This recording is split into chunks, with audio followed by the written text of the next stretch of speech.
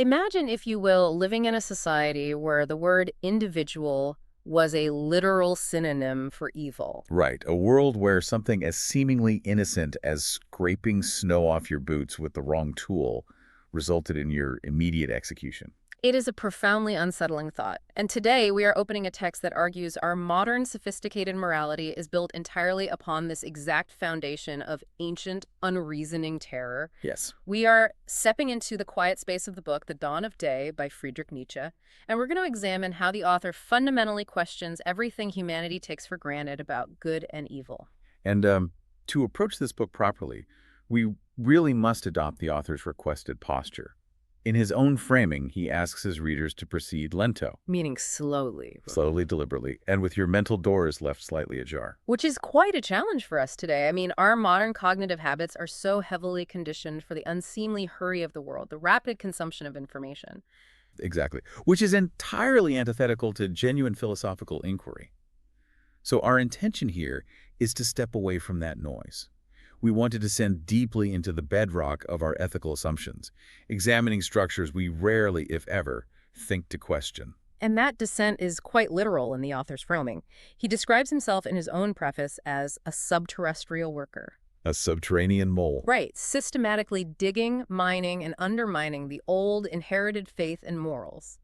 It's a striking metaphor, especially when you juxtapose it with other philosophers. Like Immanuel Kant, for example. Yes, exactly. If other philosophers like Kant were architects trying to build an unassailable, majestic fortress in the sky because the ground was too messy, this book acts as the structural engineer in the dark basement. I love that analogy. He's systematically tapping the foundational pillars with a sledgehammer just to see which ones echo and prove to be hollow. And it's crucial to understand the psychological motivation behind Kant's architectural impulse in the first place. Because Kant was terrified of what was actually in the basement. Precisely. When Kant and his contemporaries looked objectively at nature and human history, they didn't see inherent goodness. They saw indifference, chaos, and deeply ingrained cruelty. Nature, in its rawest form, is amoral. Right. So, out of a pessimistic fear of that natural history, Kant felt compelled to invent a logical beyond. He tried to hide morality from the strict scrutiny of reason by placing it so phenomenally high up that it became untouchable. But the author of this book refuses to look away from the messy ground. He does. And when he investigates those foundational pillars, he points out a fascinating psychological habit. Humanity has this long, unbroken history of throwing a cloak of moral significance over phenomena that possess no inherent moral weight whatsoever. Like the way ancient humans assign moral relationships to everything in the natural world. Yes, exactly. The book notes how primitive humans would look at the sky and arbitrarily assign a specific sex masculinity or femininity to the sun or the moon. Which we immediately recognize today as a primitive projection of human biology onto celestial bodies. But the text suggests we do the exact same thing with our concepts of good and evil. We assume the universe has an objective moral fabric, when in reality, it's just a human cloak we draped over the vast, indifferent void to feel less vulnerable. Which brings us to a highly uncomfortable historical reality. If the foundation of morality isn't an undeniable, universal truth handed down from some transcendental realm, what is it? According to the book, it is simply custom. The morality of custom. And we need to be careful here, because when we say custom today, we usually mean polite habits or, harmless cultural quirks. Oh, absolutely. We have a very sanitized association with the word. But in the context of early human history, the morality of custom meant absolute, unthinking, and total blind obedience to tradition. It was a pervasive mechanism of survival. Yes. In primitive times, there was zero conceptual space for individual moral reasoning. To be free was to be immoral, by definition. But wait, looking at history, doesn't society eventually reward the exceptional? I mean, the innovators who break the mold to solve new problems? That is a very common modern post-Enlightenment bias. Really? Yeah. Historically, any deviation from custom wasn't viewed as innovation. It was viewed as an immediate existential threat to the entire community. So breaking a rule wasn't just frowned upon, it was dangerous. It was terrifying. The book provides this vivid historical example of the Comtadales to illustrate just how severe this worldview was. Oh, right. The Comtadales. They had a strict, inflexible set of rules. For instance, it was a capital offense to scrape snow off one's boots using a knife. Wait, scraping snow off your boots with a knife? Yes. Yeah. Or placing a piece of iron into a fire. Breaking these rules meant death. But to a modern mind, using a knife to scrape snow is just efficient, and placing iron in a fire is literally the foundation of metallurgy. Right, but you have to understand the animistic logic of ancient tribes. They believed the physical world was heavily populated by volatile, unseen spirits. So every gust of wind or fire had a spirit that could be offended. Exactly. Placing iron in a fire wasn't just a physical action. It was an aggressive disruption of a delicate spiritual ecosystem. If you offended the spirit of the fire or the winter by using the wrong implement, the consequence wasn't a burned hand. It might be a catastrophic blizzard. Or the total failure of the spring harvest, right? The idiosyncratic actions of one individual could literally doom the entire village to starvation. So the underlying principle of early civilization was simply that any custom is better than none. Yes. The overwhelming dread of the unknown far outweighed any potential benefit of efficiency. Which means the most moral person in those societies wasn't the kindest or most empathetic. No, not at all. The most moral person was the one who made the greatest, most difficult sacrifices to obey senseless traditions. Morality was quantified by self-subjugation. That raises a really fascinating dilemma, though. If custom was this absolute life-or-death tyrant, how did humanity ever change? That is the paradox, isn't it? Yeah. I mean, if introducing a new idea is effectively a death sentence, how did we evolve socially or technologically? The book's answer to this is profound and honestly quite unsettling. The only socially viable avenue to introduce a new idea without being destroyed by the community was madness. Insanity. Insanity, either feigned or genuine. It's as if ancient society was a rigid computer system that rejected all new software updates, unless the update disguised itself as a terrifying, chaotic system crash. That is a brilliant way to put it. Throughout antiquity, madness was revered and feared as a mask for the divine. It bypassed the rigid laws of tradition because the insane person was no longer viewed as an individual acting on dangerous free will. They were seen as being forcibly inhabited by a deity. Right. They became a speaking trumpet for the gods. The community was far too frightened of the possessing deity to destroy the human messenger. There's that great quote from Plato included in the book about this. Yes, all the greatest benefits of Greece have sprung from madness. It's incredible. The innovators, the early medicine men, the prophets, the radical philosophers, they couldn't use logic. They had to become a spectacle of terror. And this required immense, visceral commitment. The book details the extreme voluntary suffering these innovators resorted to. Fasting, isolation, self-torture. Inflicting cruelty upon themselves. Exactly. They had to appease the evil gods and prove to the deeply suspicious community that their new ideas weren't proposed out of some selfish desire for comfort. They had to prove it was paid for in blood and pain.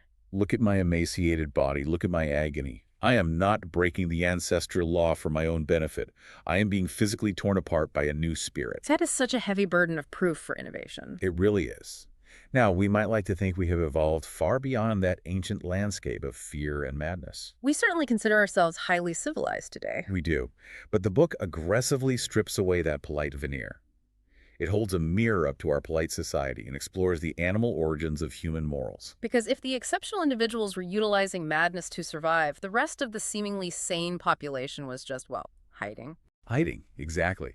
And that instinct to hide, to blend in and avoid drawing lethal attention, is where our modern rules of etiquette originate. So polite society is the exact equivalent of an animal using camouflage.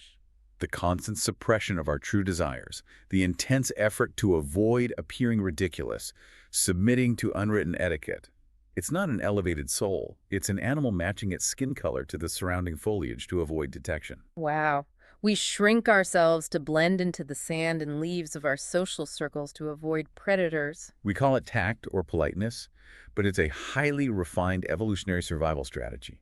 We simulate moss to secure our resources without conflict. But if we are just hiding like animals, what about our grandest, most elevated emotions? What about love and marriage? The book addresses this through the concept of superhuman passions.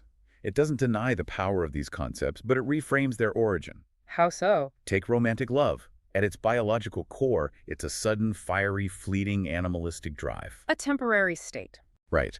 But institutions like marriage take that volatile, momentary instinct and stubbornly demand it become an eternal fidelity. Which, logically, is an impossible demand. You can't mandate a spontaneous biological reaction to be permanent. The book calls it a pious fraud.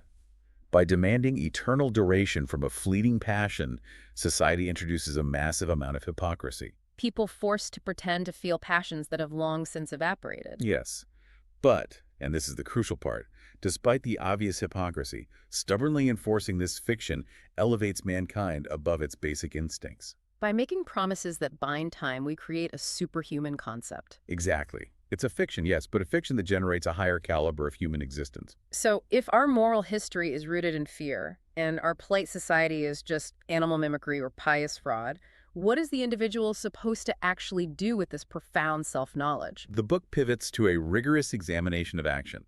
Specifically, it critiques the long-standing philosophical doctrine that faith or knowledge alone is enough. That comforting assumption that if you merely know the good, you will naturally do the good. Right. The book argues that assured knowledge cannot magically give us the dexterity required for action. Intellectual agreement is entirely distinct from physical capability. It's exactly like reading a physics textbook about how a bicycle works. A perfect analogy. That faith or theoretical knowledge is entirely useless the moment you actually get on the seat. Because the subtle, complicated mechanism of actually writing requires falling off and trying again. You can't think your way into physical grace. The execution requires muscle memory. Exactly. The physical mechanics must necessarily precede the mastery. So the book issues a plea. We must first and foremost have works. Practice, practice, practice. Yes. If you wish to break free from the camouflage of custom, you must physically enact those new values. The necessary faith and belief will only follow the physical habit of action. You build the behavioral muscle first, and the intellectual confidence follows. As we synthesize this journey we've taken today, it is truly marveling to see how deep the subterranean tunnels go. We started in the terrifying rule of ancient custom, where a misplaced piece of iron meant death. We saw madness used as a survival tool. We recognized our own politeness as survival camouflage and finally arrived at the empowering call to practice new actions. Which leaves us with a final lingering question straight from the text to ponder in silence. Now, what is that? Whence arises within us a cheerful readiness for action. Which, I mean, brings us directly to a trap that almost everyone listening to this has probably fallen into at some point. The phrase, trust your feelings. We treat it like the ultimate moral compass, don't we? Absolutely. It's everywhere. Right. The assumption you always hear today is that beneath all the societal conditioning, you have this pure, uncorrupted emotional core that just, instinctively knows what is right and wrong. Exactly. And the book systematically destroys that modern reverence for intuition. The argument presented here is that your feelings possess absolutely no original or final authority. Wait, none at all? None. Zero. When you experience a sudden, visceral moral aversion to something, or conversely, a really deep moral inclination, you are not actually tapping into some profound inner truth. So what are we tapping into then? You are merely experiencing the transmitted judgments of your ancestors. Wow. Okay. Yeah. Trusting your feelings, according to the book, simply means obeying your grandfather and grandmother more than the rational gods within yourself, meaning, your own independent reason and experience. Wait, let me make sure I'm fully grasping this. So if I feel instinctively disgusted by a certain behavior, the book is arguing that the disgust didn't actually originate with me. That is precisely the premise. There is a striking image presented in the book to explain this transmission mechanism. Children are described as born apes. Born apes. I love that. Right. Think about how a child observes the world. They see adults displaying violent aversions or predilections for certain actions.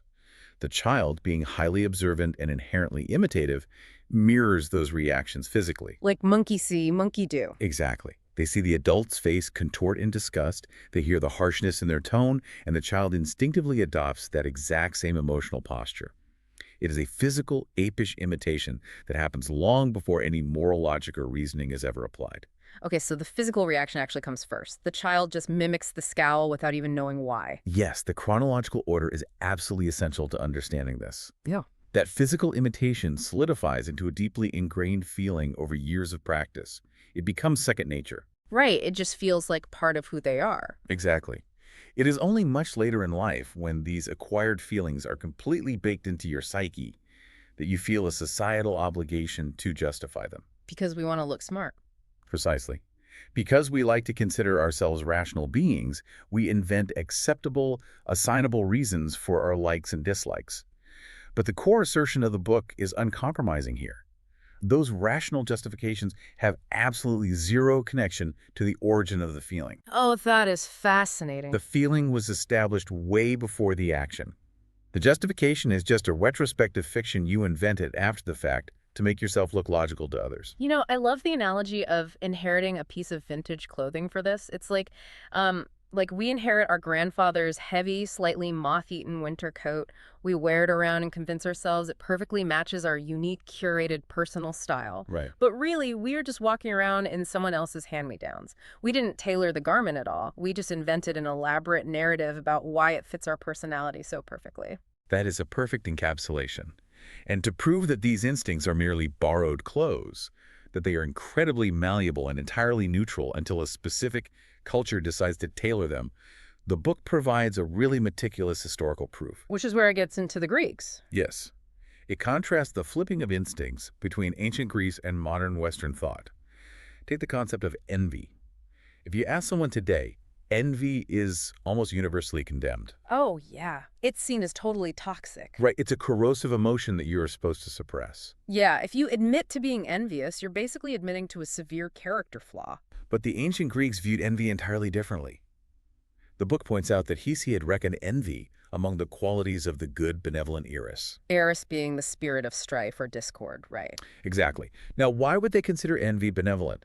Because the Greek state of mind was inspired fundamentally by emulation and competition. They didn't find it offensive to attribute envy even to their gods. Envy wasn't a sin, it was the essential fuel for excellence. So in a culture built entirely on emulation, envy is just like the necessary recognition that someone else has achieved something great, paired with the burning drive to surpass them. It's the Wow. engine of progress. That actually makes a lot of sense. But what about a concept we universally consider positive today, like hope? Hope is elevated as a cardinal virtue now. To be entirely without hope is considered a tragic, desperate state of being. And yet the Greeks viewed hope with immense suspicion. They conceived of hope as blind and fundamentally deceitful. Wait, deceitful? How so? Well, think about what the Greeks valued. They placed immense weight on knowing the future, relying on seers, oracles, and having tragic foresight. To them, relying on hope meant you were passively accepting blindness to the reality of what was actually coming. Oh, wow. Hope was a danger. It was a delusion that kept you from preparing for the tragic, unavoidable realities of existence. That is such a wild inversion. It really is. It was the later shift in morality that took this Greek danger, this passive delusion, and elevated it to the status of a supreme virtue. You can see this inversion most clearly in how the two cultures treated the concept of virtue itself. The book describes the Greeks as actors of virtue. Yes. Because their society was rooted in that competitive emulation we just talked about, they made use of every possible artifice to show off their virtues in public. Virtue wasn't supposed to be hidden. I mean, what use was a virtue you couldn't display and use to outshine your rival? Correct. But then the new morality, the one that ultimately shaped the modern world, put a hard stop to that career of acting out virtue. Instead, the book argues it devised what is described as the disgusting ostentation and parading of sins. The parading of sins. Yes, it shifted society toward a state of mendacious sinfulness, where the ultimate goal was to appear as lowly and humble as possible. Okay, let me stop you right there, because this is where the book gets incredibly cynical, and I think we need to push back just a bit. It argues that this modern morality of humility is, at its root, actually based entirely on a thirst for distinction. That humility is just a mask for refined cruelty. It is a profoundly provocative psychological claim, yes. But how does that actually work in practice? Are we really saying that being humble is secretly a weapon? Let's break down the mechanism the book outlines. The individual lowers themselves, perfectly portraying humility and self-effacement. But the subconscious fundamental impulse driving this behavior is to grieve their neighbor. To grieve them, like to make them feel bad. Exactly. By appearing so perfectly, blamelessly humble, they awaken feelings of impotence and moral degradation in the other person. They drop a little honey on their neighbor's tongue, perhaps through a self-deprecating comment or a show of extreme modesty. Right. But simultaneously, they are looking triumphantly into their neighbor's eyes, Yeah. forcing them to taste the bitterness of their own perceived moral inferiority. It is the joy of superiority, masquerading as the highest moral good. So it's essentially a psychological power play. Precisely. You can't beat them in traditional combat or public excellence like the Greeks, so you invent a new game of who can be the most wretched, and you win that game to make them feel terrible about their own pride. That is the exact dynamic. That is dark, really dark. But an entire moral framework built on masked cruelty and inverted values doesn't just, materialize out of thin air. If our moral feelings are inherited judgments, who were the original judges? Who wrote this moral script that you and I are still unconsciously acting out every time we feel guilty? Which brings us to a fascinating, almost anthropological origin story the book offers for what it calls the vita contemplativa, the contemplative life. Right, the thinkers. Yes. To understand the origin of the contemplative life, we have to picture the barbarous ages as the book describes them.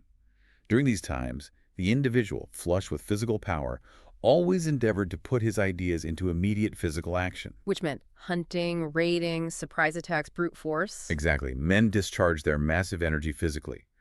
But human biology is fragile. Inevitably, even the strongest man experiences periods of decline. He becomes sick, tired, melancholy, or perhaps just satiated. His physical strength temporarily leaves him. And with it goes the desire and ability to act. He is forced into inactivity. And the argument here is that in this exhausted state, he becomes a relatively better man, but only in the sense that he is less physically dangerous to his neighbors. Exactly. He is pacified by exhaustion. But his pessimistic ideas, his intense frustration at his sudden inability to assert his power physically, they do not just evaporate. They have to discharge themselves somehow. So how do they? They discharge themselves in words, in reflections, in dark thoughts. He broods. He curses his companions who are still out hunting. He curses his life. He curses his gods. His judgments become fundamentally bitter and resentful. Wait, so what we revere today as deep intellectual contemplation or the pursuit of pure spirit actually began as the resentful brooding of guys who were just too physically tired or sick to go to war. That is the uncompromising thesis presented in the book. In this melancholy frame of mind, this exhausted barbarian develops into a thinker, a prophet, or a priest. Because he can't fight anymore. Right. Because his physical productions have ceased, the productions of his brain take over. And crucially, those mental productions necessarily reflect his physical frame of mind, fear, weariness, and a profound devaluation of action and physical enjoyment. But why didn't the active, healthy warriors just kick these brooding, inactive guys out of the tribe? I mean, if they weren't contributing to the hunt, why keep them around? Because there was a psychological risk. The book notes that these inactive men were following the tracks of superstition. They sat in isolation. They muttered to themselves. They performed bizarre, incomprehensible rituals. Oh, so they were creepy. Very. And the general body of active men feared them. The community suspected that these brooding individuals possessed some unknown magical means of power. Ah, okay. Thus, the ancient race of contemplative natures was born and secured its permanent place in society. They were despised in secret for their physical weakness, yet covered in public with immense superstitious veneration for their masked psychological power. And the cost of maintaining that veneration was terrible. To elevate this newly invented pure spirit, these early thinkers had to wage an all-out war on the physical body. It wasn't enough to just sit and think. No, not at all. They had to prove their absolute superiority to the physical senses. They had to demonstrate that the body was something to be despised, neglected, and actively tormented. And the biological consequence of this bodily torture, the fasting, the self-flagellation, the deliberate sleep deprivation, was a universal and chronic hyper-nervousness among these virtuous representatives of the pure spirit. They were just destroying themselves physically. Utterly.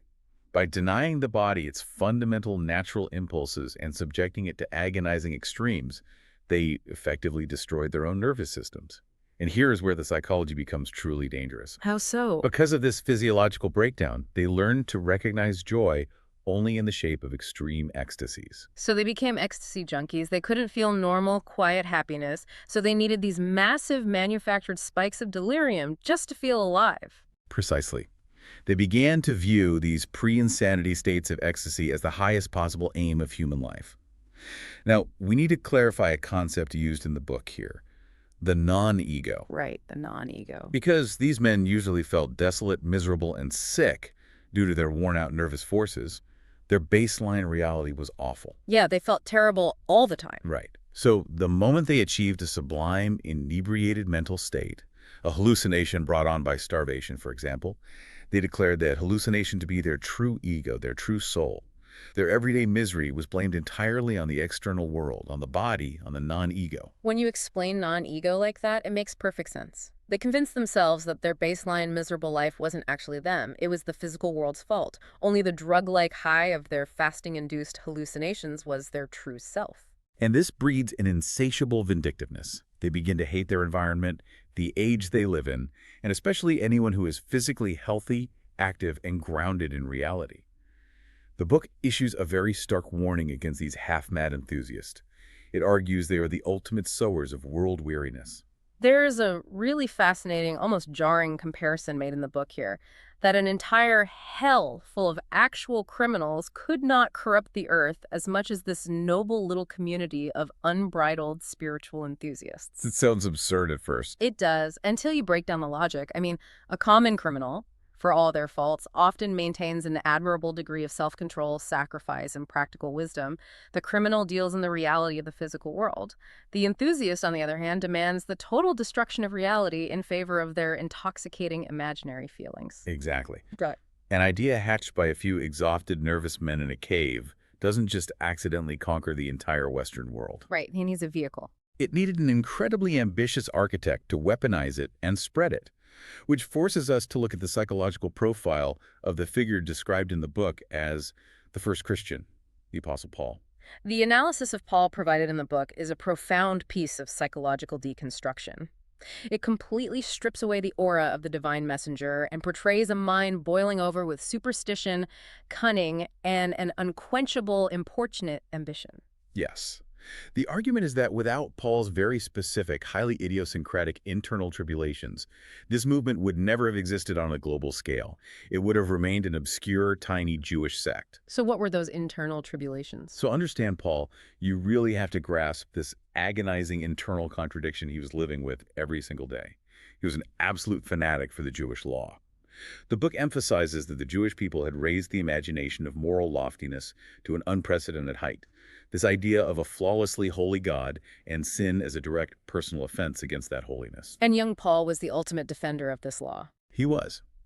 But, and here's this tragedy of his psychology, his own nature was inherently violent, sensual, melancholy, and malicious. He was biologically and temperamentally incapable of following the rules he was violently enforcing. His own boundless craving for power was continually provoking him to break the very codes he was supposed to guard. Exactly. He felt the crushing anguish of the unfulfilled law weighing on his conscience constantly. It is described in the book as the cross on which he felt himself continually crucified. Wow. It was a state of absolute moral despair.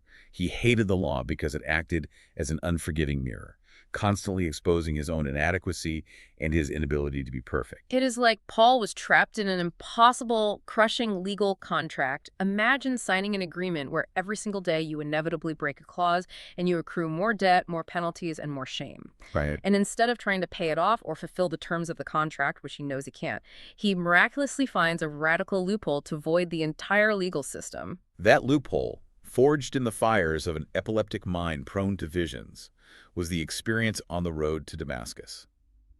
Paul's logic here was revolutionary in its sheer destructiveness. How did it work? If the Son of God died an ignominious death on the cross, and if one becomes one with him, then one dies to the law is completely annihilated. Oh. Paul realized that by uniting with this figure, he became the destroyer of the law. His moral despair vanished instantly. He was no longer a miserable sinner feeling a rigid legal code. He was elevated above the code entirely. And that brilliantly satisfied his immense craving for power because it allowed him to alter the course of human history by offering the same loophole to others. Precisely. But Paul's internal psychological loophole doesn't explain why the masses adopted it so fervently. You can invent the greatest legal loophole in the world, but if nobody buys it, it dies with you. Why did an entire civilization accept this new, exhausted psychology? To understand that, the book shifts to a macro-societal view of the Roman Empire. It uses an incredibly evocative metaphor describing Rome as a suffocating eternal spider. A spider? Yes. You really have to picture the profound psychological exhaustion of living under Roman rule. For centuries, Rome had conquered everything in its path. The circle of the known world was closed. Everything the empire built was erected with a view to lasting for all time. There is a phrase used in the book for that, the melancholy of eternal buildings. Yes, that's it. All future progress of thought and heart seemed hopelessly stalled. The spider sat everywhere, endlessly drinking the blood of the provinces. Imagine living in a world where history is essentially over. You are trapped in a giant, immortal corporate monopoly that owns the entire globe, and there is zero chance of a startup ever disrupting it. You look at an aqueduct and realize your great-grandchildren will still be ruled by the exact same officials who built it. You were just a wearied spectator. Right, and this new movement offered those wearied masses the ultimate intoxicating vengeance against this eternal, inescapable Rome. It promised the sudden and immediate destruction of the world. By dreaming of the Last Judgment, the weary masses finally found a mechanism to exact revenge.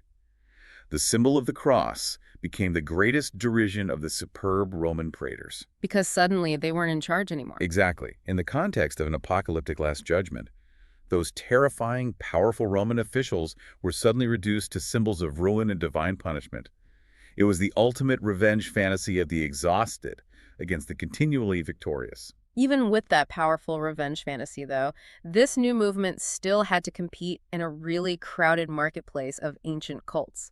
And the book notes that to actually win the numbers game, it had to adopt a very specific, terrifying marketing tool. The concept of hell. Yes. This is a crucial historical nuance that often gets overlooked. Paul did not originally preach eternal damnation. Wait, really? He didn't? No, he believed the gates of immortality were opening only for the elect. The unsaved simply remained dead.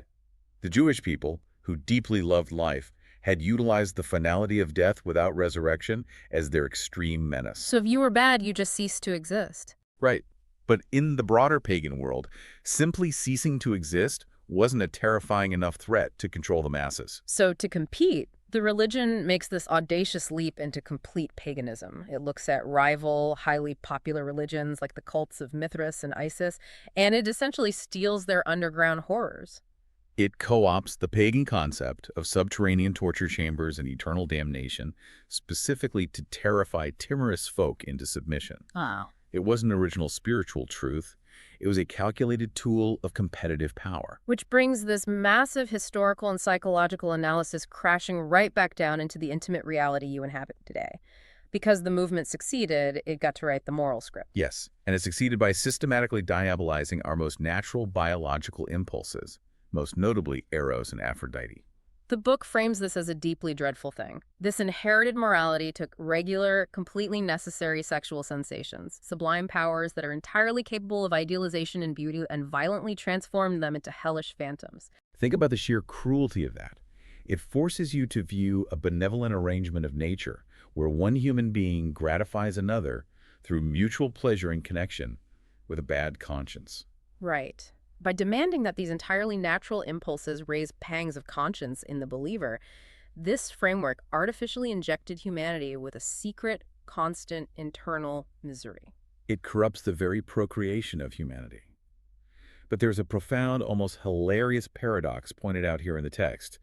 By making Eros a demon, by wrapping human sexuality in the mysterious, forbidden gloom of sin, the Church inadvertently made love stories infinitely more fascinating to mankind. Oh, absolutely. The prohibition created the obsession. By trying so desperately to banish the impulse, they ensured it would dominate the human imagination forever. The mystery of the forbidden act is, psychologically speaking, infinitely more compelling than a natural, quietly accepted biological function. Which leaves you to consider the invisible architecture of your own internal life.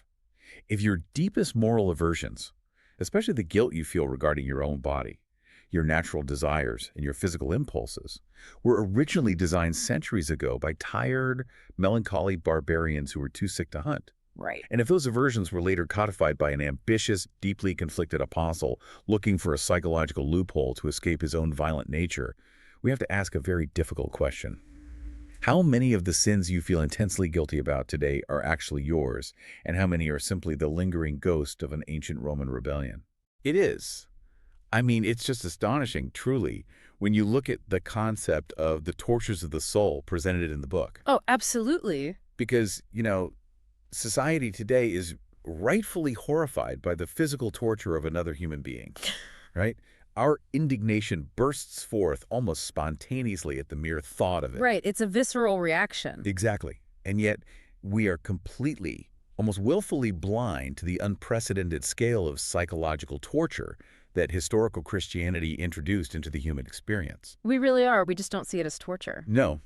There's this incredible contrast drawn early on in the book that is, well, it's impossible to stop thinking about. It compares Plutarch's depiction of a superstitious pagan in antiquity with the Christian of the Middle Ages. Yeah, that comparison is so stark. Right, because Plutarch's pagan was merely gloomy, perhaps a bit anxious about the whims of the gods. But the medieval Christian, they were living in a state of sheer, unadulterated terror. Just genuine, constant panic. Genuinely believing that absolutely nothing could save them from torments everlasting. It is a profound and honestly devastating shift in human consciousness. By raising the crucifix everywhere, this framework effectively proclaimed the earth to be a place where the just man is tortured to death. It turned the whole waking world into a fearful habitation. Yes. And the imagery used in the book to describe this psychological state is genuinely haunting. I mean, imagine living in a reality where you are constantly deciphering dreadful omens in the mundane. Like looking for signs in everything. Exactly. You look out a window, you see a stork holding a snake in its beak, right? Right. And it's hesitating to swallow it, and you just freeze in absolute terror, convinced it is a sign of your impending doom. Wow. Or you lie in the dark, imagining the ghosts of your dead relatives approaching you, their features twisted, showing the physical traces of dreadful eternal sufferings. And the psychological break described in the book is even more visceral than that.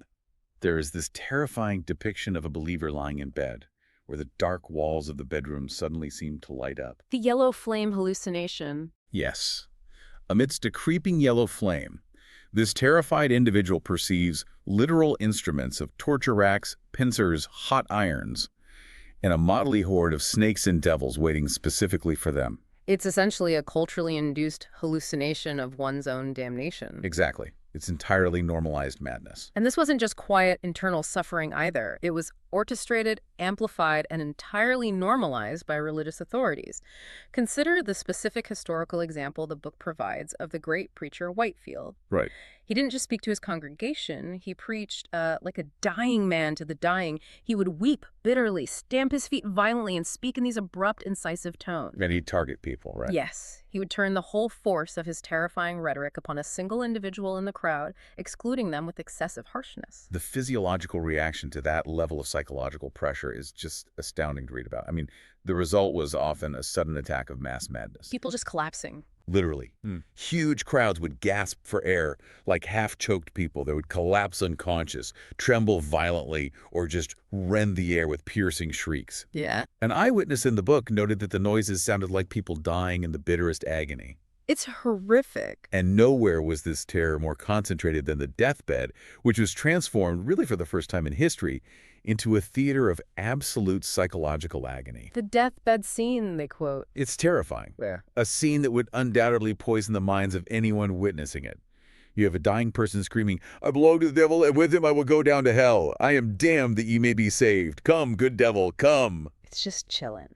Imagine, just for a moment, if you had a friend who routinely beat themselves physically. We would intervene immediately. We'd recognize it as a severe crisis and get them psychiatric help. Of course. But if that same friend mentally flagellates themselves with crushing guilt, endless self-hatred, and the paralyzing fear of eternal damnation, society has historically categorized that exact same psychological self-mutilation as piety or morality. Yeah. Okay, let's unpack this.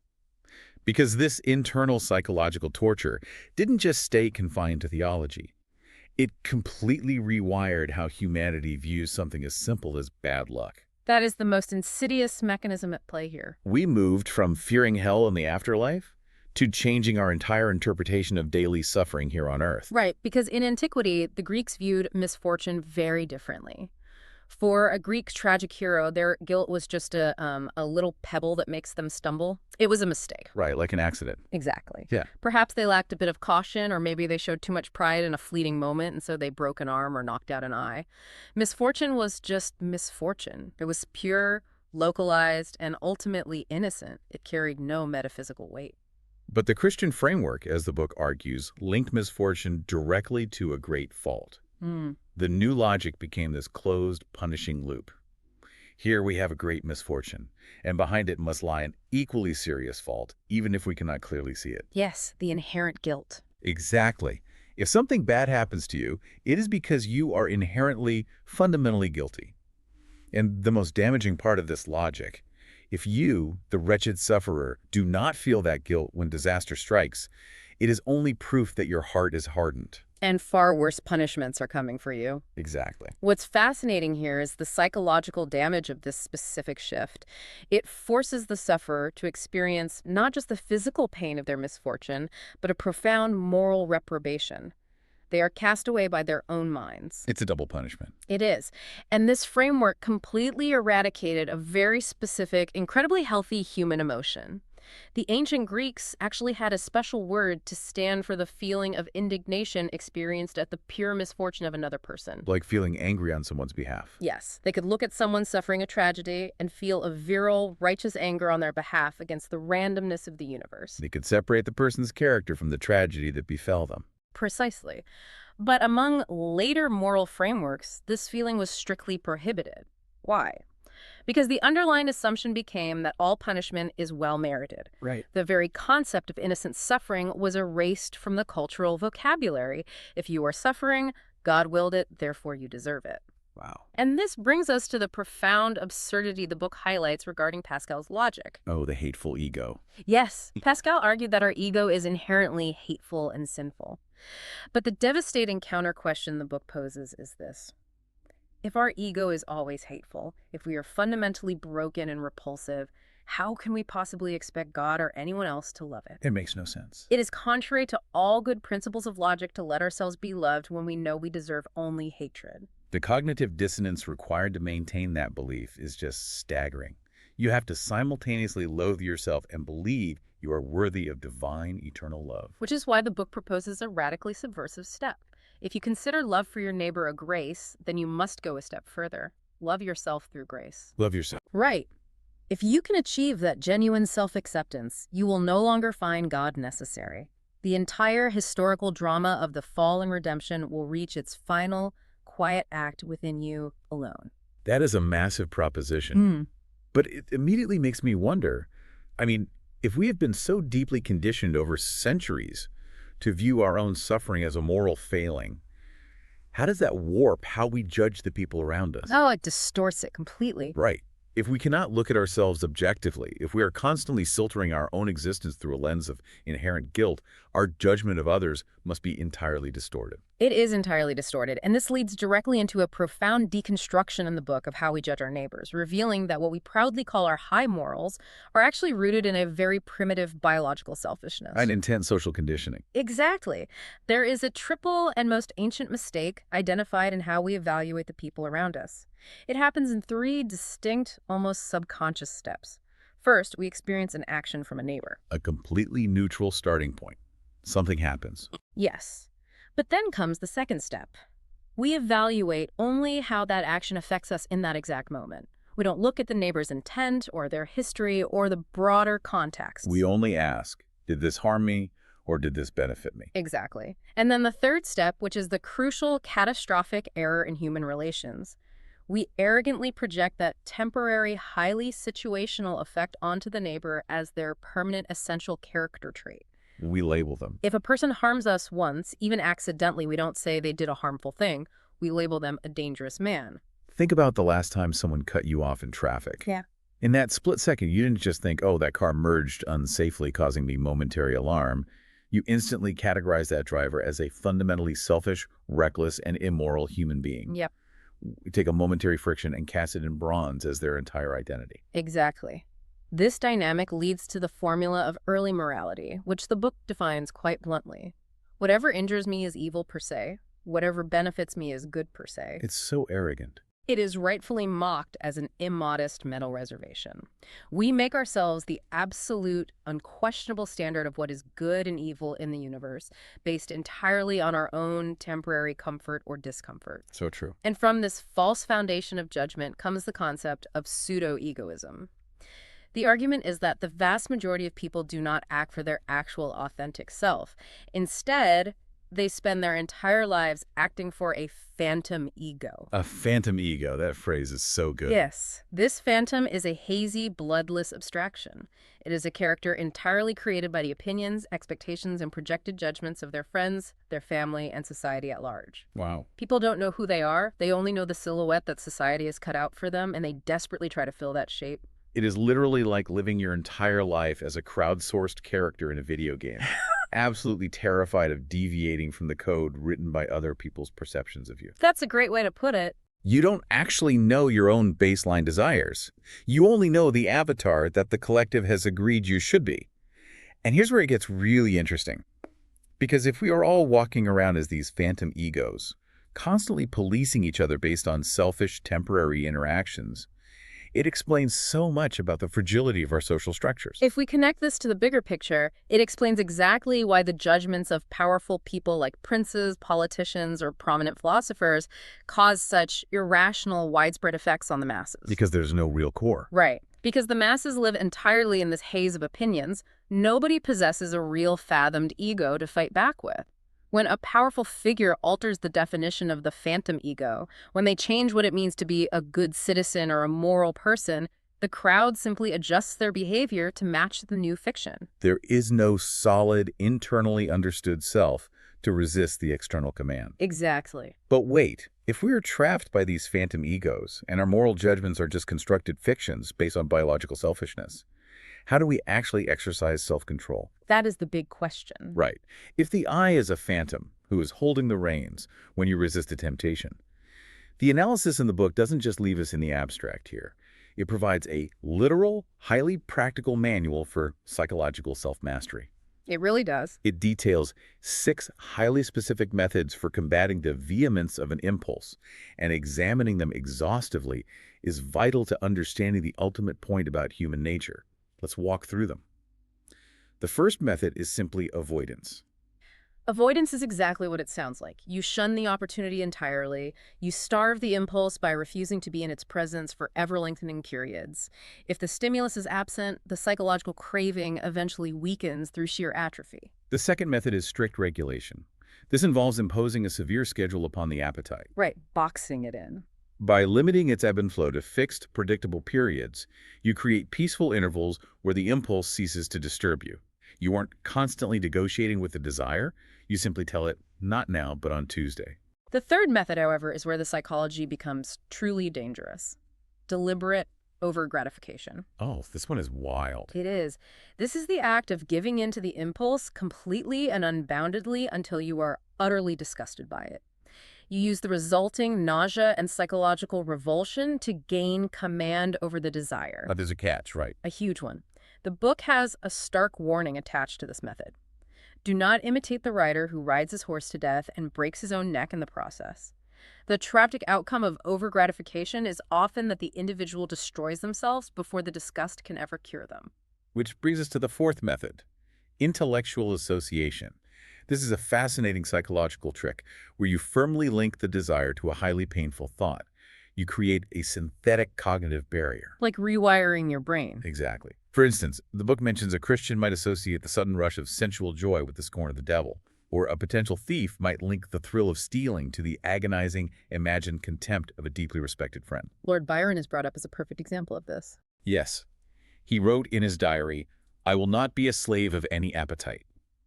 He deliberately associated his passions with a painful blow to his immense pride, essentially letting his pride crush the craving. The fifth method is called the dislocation of powers. This means imposing a particularly difficult and fatiguing new task upon yourself, or deliberately indulging in a different, safer impulse. Distraction, essentially. More like commandeering the energy. You take the biological energy that the dangerous, tyrannical impulse wanted to use, draining its reserves by squandering your focus elsewhere. You redirect the floodwaters into a harmless reservoir. And finally, the sixth method is general exhaustion. This is the extreme, often horrifying path of those who starve their physical body and their reason itself, precisely as ascetics do. Right. The goal is to weaken the entire physical and psychical organization to such a degree that the violent instinct simply lacks the caloric and neurological energy to manifest. And here is the crucial, devastating philosophical twist delivered after laying out these 6 methods. Wow. When we successfully employ any of these strategies, when we avoid, when we regulate, when we exhaust, it is not our noble free will or our high, rational intellect fighting an animal impulse. It's not. No. The argument in the book is that in this entire process of self-control, our intellect is merely a blind instrument. It is nothing more than one impulse violently fighting another impulse. Wow. When you resist a temptation, it is simply your impulse for fear, or your impulse for pride, or your impulse for repose, doing battle with your impulse for hunger or lust. Hold on. So, there is no noble I making a moral choice. It is just an internal wrestling match between my vanity and my desires. Exactly. That is incredibly unsettling. If my intellect is just a weapon picked up by whichever instinct is currently screaming the loudest, Yes. then all my so-called moral victories are just the byproduct of a dominant, perhaps darker, compulsion. Yes. Your intellect is the battlefield, not the commander. Which brings us perfectly to the extreme end of that 6th method, asceticism. Following that thread of ascetic exhaustion, I have to ask. Yeah. Why would anyone willingly destroy themselves? It's a great question. The answer provided in the book strips away all the spiritual romance we associate with martyrs and saints. It's not about holiness at all. It is entirely about power, cruelty, and the desire for distinction. The desire for distinction is a deeply misunderstood drive. It is not a harmless aspiration to be recognized. It is fundamentally the desire to subjugate your neighbor. To dominate them. It is the urge to make them feel terror, envy, or awe, and to change their soul according to your will. The ascetic, counterintuitively, stands at the very top of this ladder of cruelty. But they don't have victims. They simply lack external victims, so they internalize the violence. The ascetic splits their own soul into 2 distinct pieces, a sufferer and a spectator. They inflict horrific pain upon themselves in order to enjoy the supreme, voluptuous feeling of tyrannical power over their own nature. They are the torturer and the tortured, wrapped into one terrifying entity. Precisely. The incredible Brahmin story of King Visvamitra illustrates this perfectly. Here is a man who undertook thousands of years of agonizing physical penance. But he didn't do it for spiritual peace or to merge with the divine. No. He did it simply to gain the sheer terrifying strength required to construct a completely new heaven. It is the ultimate cosmic power play. He tortured himself to become a tyrant over reality. And then we are presented with a terrifying hypothetical in the book that turns theology completely on its head. Oh, this part is wild. What if the creation of the world itself was an ascetic operation by a god? What if God created a suffering mankind just to experience the divine, superhuman ecstasy of watching continual torture, or to experience the supreme triumph of tyrannizing over his own pity? It's such a dark thought. This raises an important question about the nature of altruism itself. If we look at the souls of figures like St. Paul or Calvin, we must consider the possibility that they penetrated the terrifying secrets of this voluptuousness of power. That their self-sacrifice wasn't actually selfless. Exactly. It forces us to view modern acts of extreme self-sacrifice, the very behaviors we elevate as saintly, as potentially the ultimate hidden form of selfishness. By causing pain to oneself or taking the pain of others upon oneself, the individual is triumphing over their own innate pity to enjoy an extreme, intoxicating sense of psychological dominance. They are acting out a God complex through suffering. Exactly. Which brings us to the ultimate epistemological crisis of all these concepts. If our morals are merely power plays based on temporary convenience, if our self-control is just blind impulses warring in the dark for dominance, and if our highest acts of sacrifice are secretly desires for tyrannical distinction, do we actually know why we do anything at all? You really don't. The book attacks what it calls the oldest illusion, the deeply held belief that we actually know the origins of human action. It explicitly critiques Socrates and Plato for holding on to a fatal prejudice, the naive idea that right knowledge must necessarily be followed by right action. That assumption has governed human thought for millennia. But the reality is that the bridge between knowing about an act and actually doing it has never been built. There's a disconnect. A massive one. We suffer from a severe, almost crippling limitation of language. We only have words for extreme superlative emotions, wrath, hatred, love, pity. Right. But we have absolutely no words for the mild, subconscious, lower stages of feeling that are constantly active. These invisible, unnamed micro-emotions actually weave the warp and woof of our character. They dictate our destiny minute by minute. Because we don't have words for them, we don't even see them. Exactly. Because we only have vocabulary for the violent, exceptional outbursts, we misinterpret our own character based entirely on these extremes. We think we are the storm, completely ignoring the invisible, constant shifts in atmospheric pressure that actually generated it. That's a profound way to look at it. Therefore, the staggering conclusion reached in the book is this: all acts are essentially unknown to us. We falsely believe an action is exactly what it appears to be on the surface, applying an outdated, naive, moral realism to our own messy, impenetrable internal psychology. Think about your own daily life. Think about a time you confidently, logically explained your own motives to a friend or to a partner.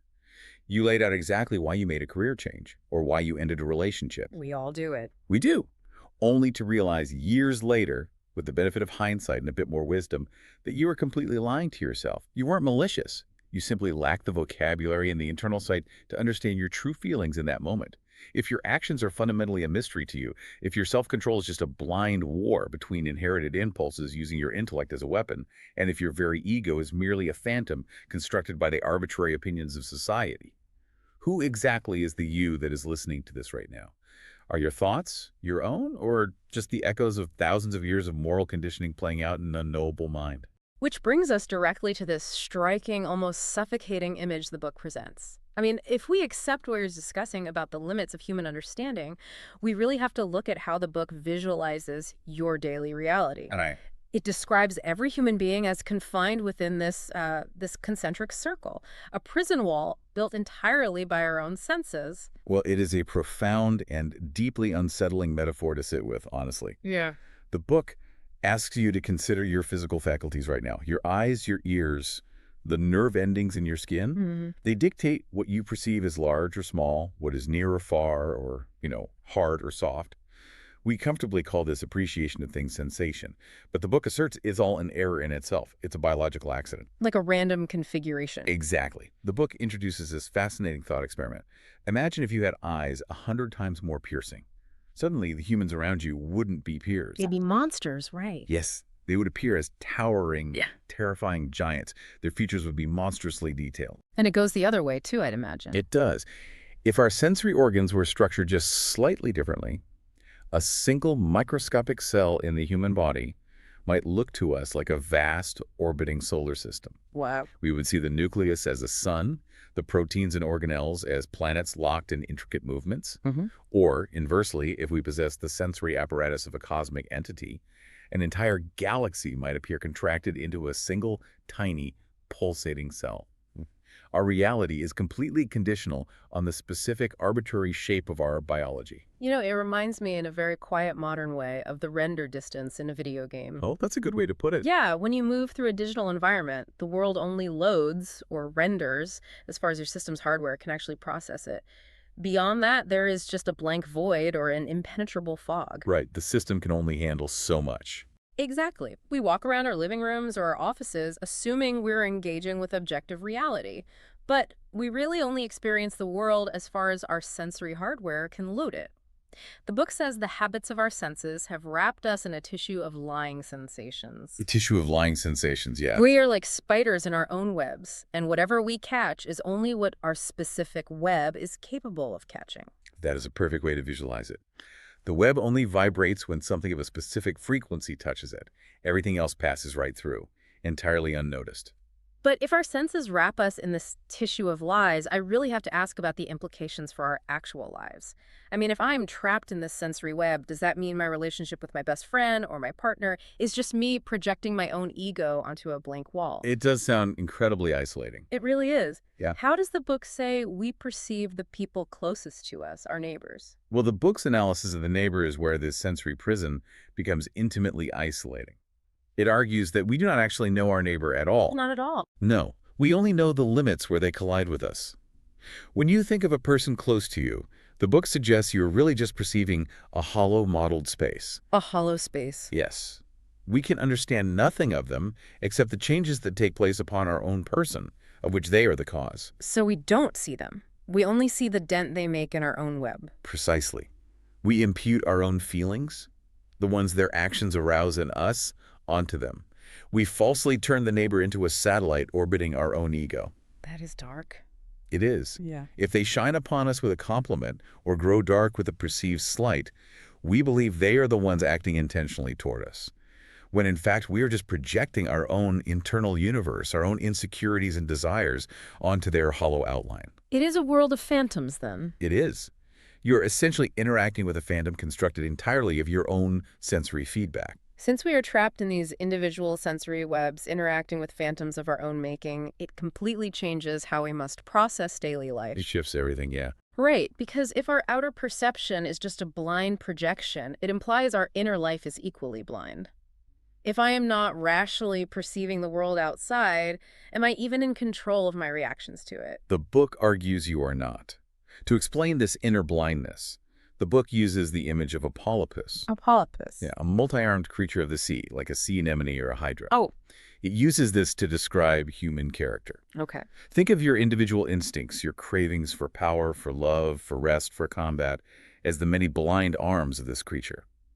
These arms grow or wither based purely on accidental nutrition. Wait, accidental. I feel like I have a fairly consistent personality. Most people do feel that way. Yeah, I consider myself a generally calm, analytical person. I don't feel like a blind sea creature randomly flailing its arms. You feel consistent because you inhabit a somewhat consistent environment that feeds certain arms over others.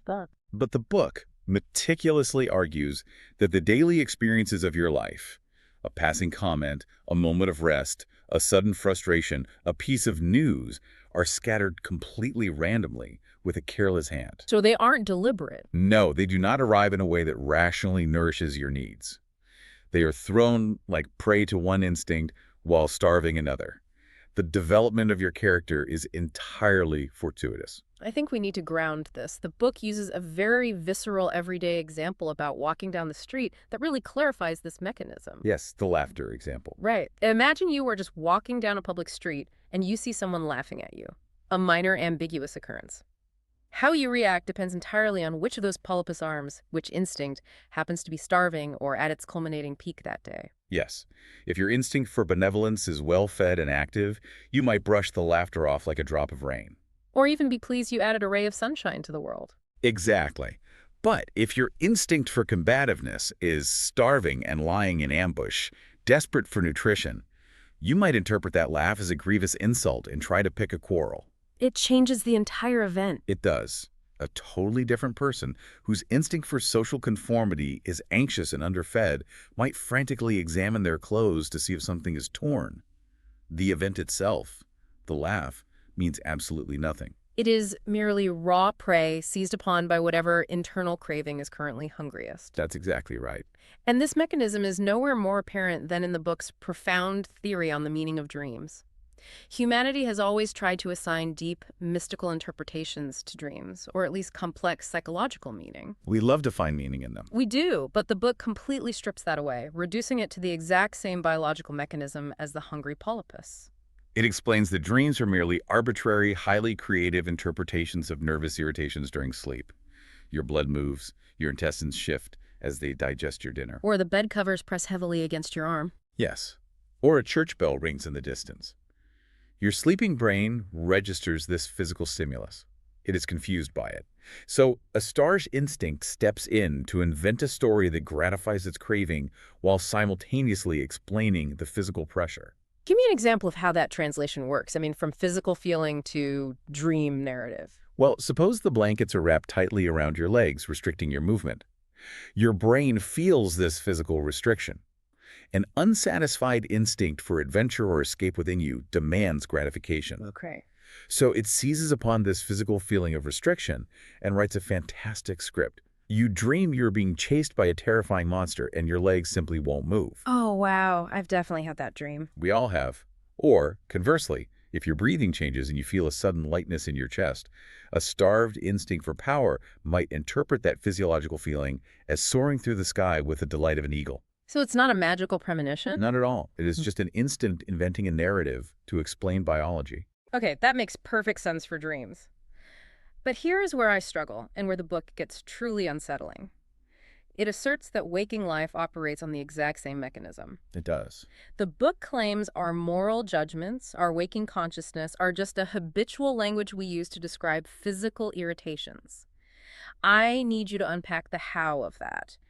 How is my conscious moral decision not to steal from a store physically identical to a dream about flying? Let's break down the mechanism. When you are awake, you assume your intellect is in the driver's seat. Right, I feel like I'm making a choice. But the book argues your intellect is just the storyteller. Suppose you are in a store, you see an item you want, and you consider stealing it. Suddenly you feel a pang of moral guilt, a heavy sensation in your chest, and you decide to put it back. You tell yourself, I put it back because I am a highly moral person who respects the social contract. Right, a rational cause and effect moral decision. The book argues that is the illusion. What actually happened was a physiological process entirely unknown to you. Like what? Perhaps a subtle shift in your adrenaline, a micro-expression of fear regarding social punishment, or simply a drop in blood sugar that makes you risk-averse in that moment. A physical nervous irritation occurred. And my brain it just filled in the blanks. Exactly. Just like in sleep, your waking brain immediately invented a story to explain the physiological feeling. It used the culturally approved fantasy language of morality and guilt to describe what was actually just a physical hesitation. That is wild. Our entire so-called consciousness is just a fantastic commentary on an unknown, perhaps unknowable, physical text. If that is the case, if my moral guilt is just a story I tell to explain my nervous system, and my inner life is just this dark ocean of blind, starving arms grabbing at random events, what happens to human free will? It completely evaporates. What happens to our careful, rational decision-making? I spent 3 months agonizing over whether to change careers last year. Are you, or is the book, telling me that deliberation was an illusion? The book completely deconstructs it. When it examines what we call volition, or cause and effect, it points out that our intellect is merely a mirror reflecting sequences, falsely labeling them as conscious choices. But I deliberated for 3 months. You did, but the book reveals this conscious deliberation was a fake battle. The book actually approaches volition with very dry humor to point out how ridiculous we are. Yes, it has some brilliant examples. It describes a man who steps out of his room at the exact minute of dawn and declares, "It is my will that the sun shall rise." A great image. Or a wrestler who has been completely overpowered, lifted into the air, and pinned securely to the mat by his opponent, who then calmly states, "Here I wish to lie." It's hilarious, really. We laugh at the absurdity of them claiming agency over something they clearly don't control. But the book asks you, aren't you doing the exact same thing every time you use the expression "I wish"? We are. We cling desperately to what the book calls the combat of motives. When you made your complex career decision, you believed you were consciously laying out the consequences on a scale. Salary versus passion, location versus hours. Exactly. You weighed the pros and cons, and whichever was heavier dictated your action.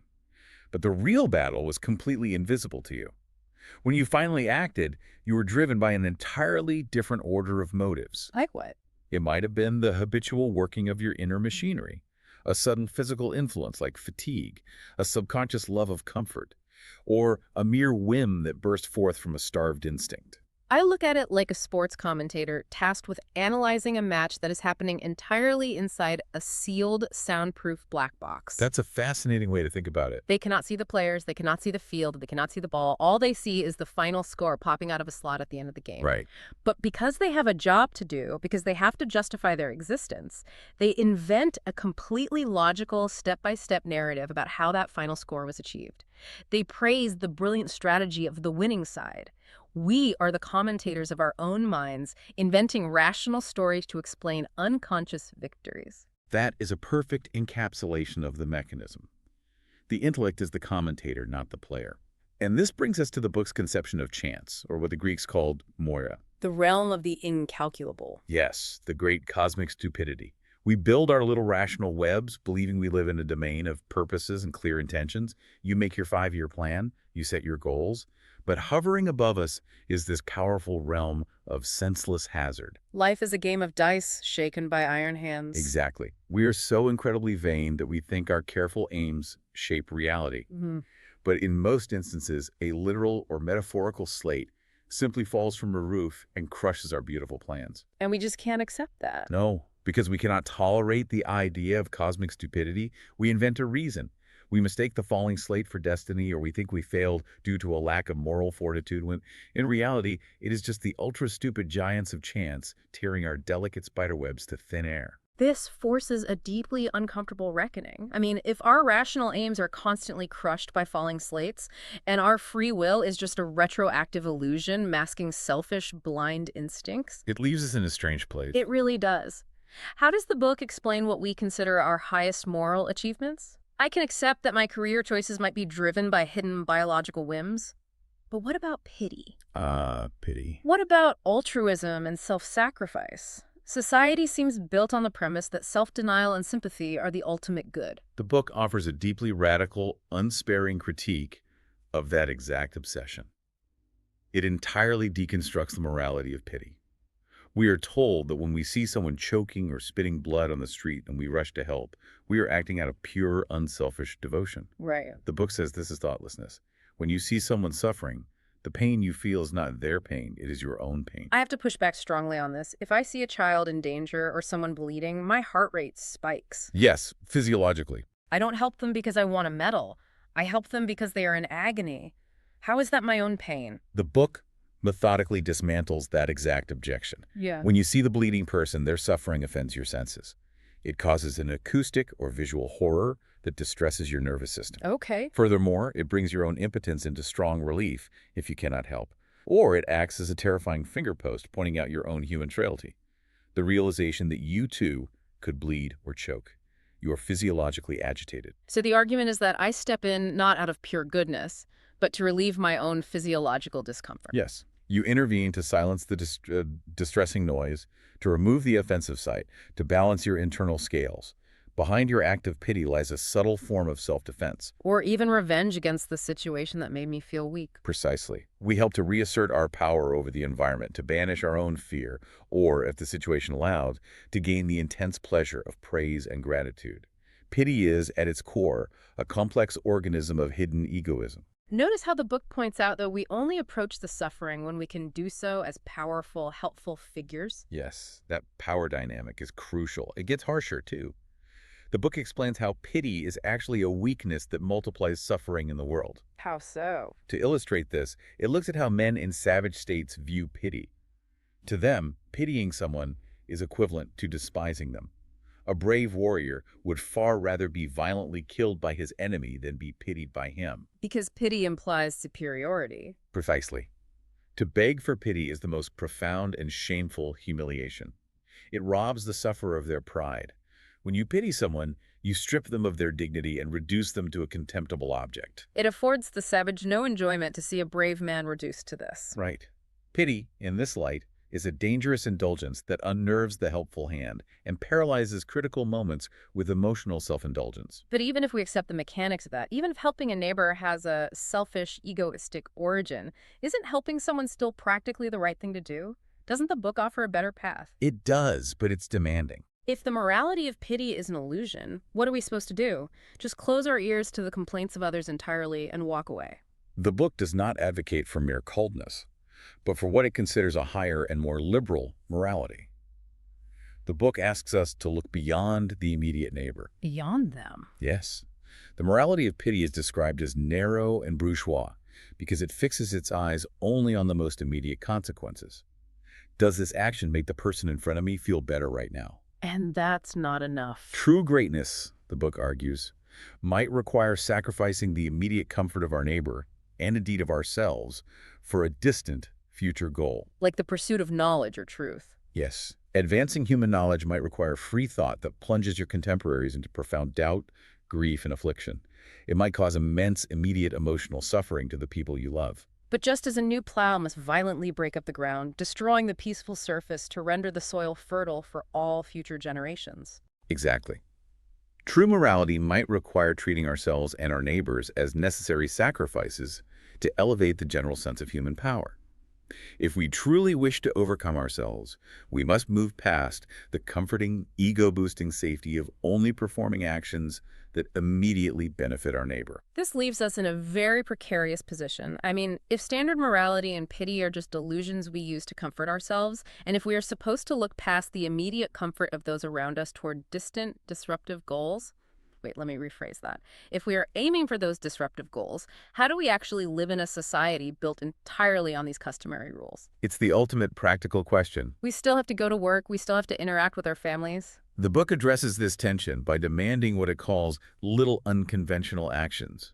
It explains why we must occasionally and deliberately act against custom in our daily lives. Just to break the habit. Yes, there's a common attitude among tolerant, liberal-minded people to simply yield to societal expectations in practice while reserving their intellectual liberty in their own minds. Right, I know so many people who do this, like an atheist having their infant baptized just to appease the grandparents, Exactly. or a free thinker agreeing to make religious vows to a priest at a wedding because their partner's family expects the pageantry. They tell themselves, I know it's meaningless, so is of no importance if I just do what everyone else does to keep the peace. And the book calls this a profound, dangerous mistake. Because when a rational person participates in a powerful, long-established and irrational custom, they inadvertently sanction it. They give it power. They lend the weight of their rationality to the irrationality. Okay. The proceeding is thought to be confirmed by reason itself, which only strengthens the chains of custom for everyone else watching. So by yielding in practice, you ensure the survival of the very illusions you privately despise. Yes.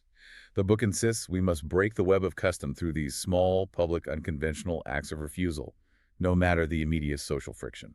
And the book seamlessly transitions this critique of yielding to custom into its harshest, most provocative example of dangerous conventions: marriage. A very controversial stance. It describes the institution of marriage as a hazard that destroys the potential for human progress.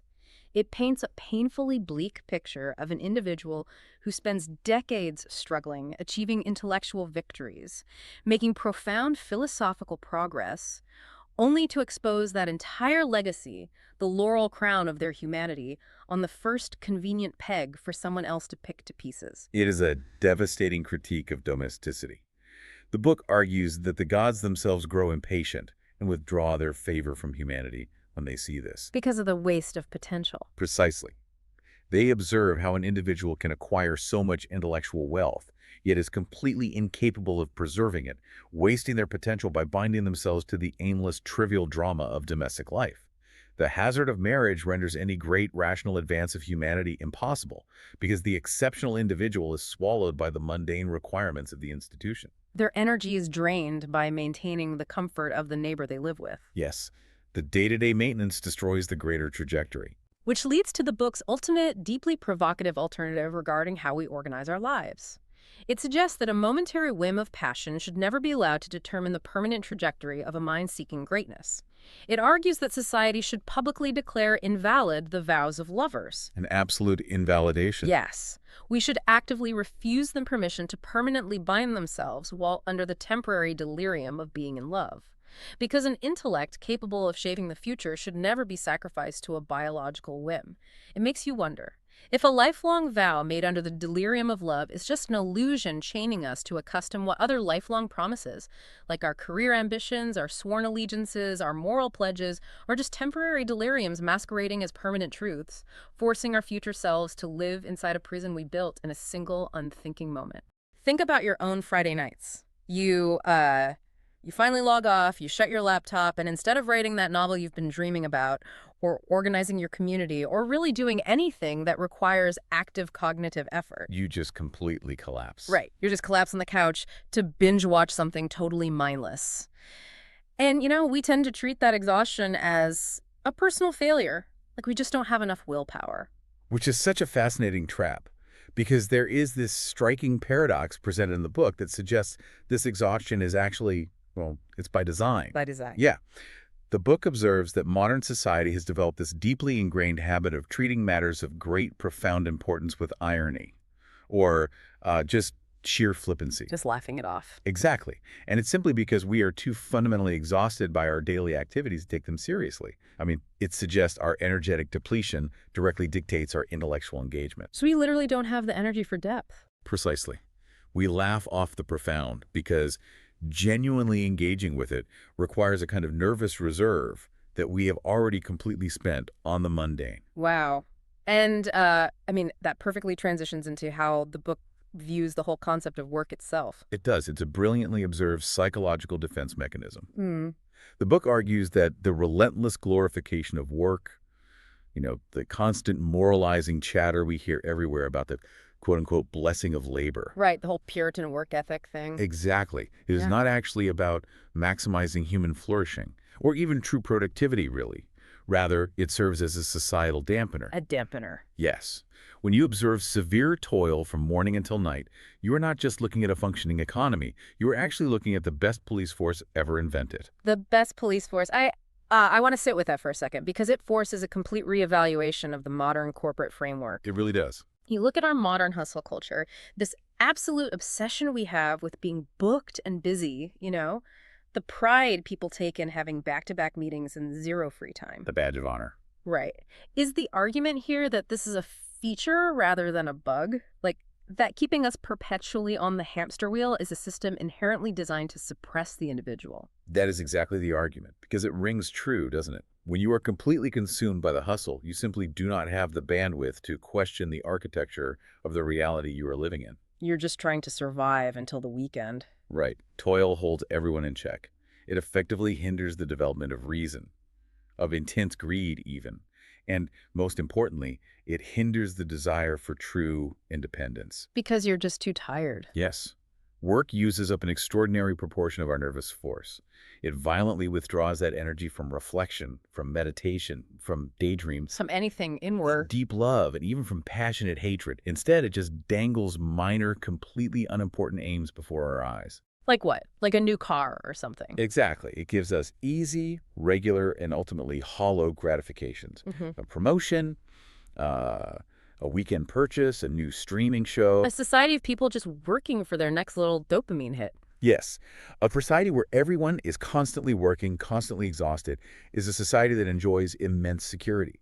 And security, the book asserts, is the supreme deity of the modern age. The supreme deity. We ensure societal safety, but we pay for it with the soul and the absolute potential of the individual. So, okay, if continuous work neutralizes the individual just to keep society safe, we really have to look at the collateral damage of that. We do. How does this overwhelming obsession with safety warp our fundamental sense of right and wrong?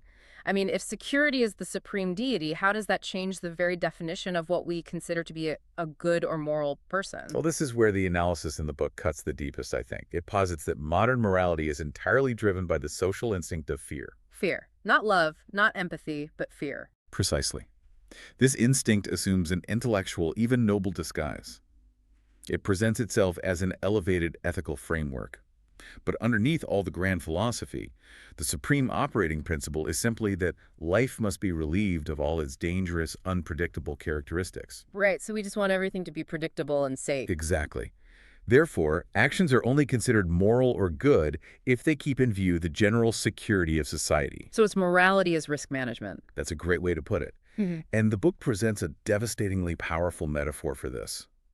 It describes the intention of smoothing down every sharp edge and corner in human nature as the process of turning mankind into sand. Into sand. Small, soft, round, infinite sand. Hold on, let me process that. The imagery of the infinite sands it's really visceral. It is. You think of a jagged, unique rock full of distinct characteristics being ground down by the relentless friction of the ocean until it's just another identical microscopic sphere on a beach. A perfect visual. But I have to push back here a little bit. Go. Are we really saying empathy itself is a tool of oppression? I mean, looking out for each other, smoothing those sharp edges so we don't cause harm to one another? Sure, it sounds good on paper. Right. Think of modern HR policies, or community guidelines on social media platforms, or even just neighborhood associations. Isn't creating a safe environment a positive evolution of the human species? Why does the book view this sympathetic affection as a tool of tyranny? It is a vital question to ask.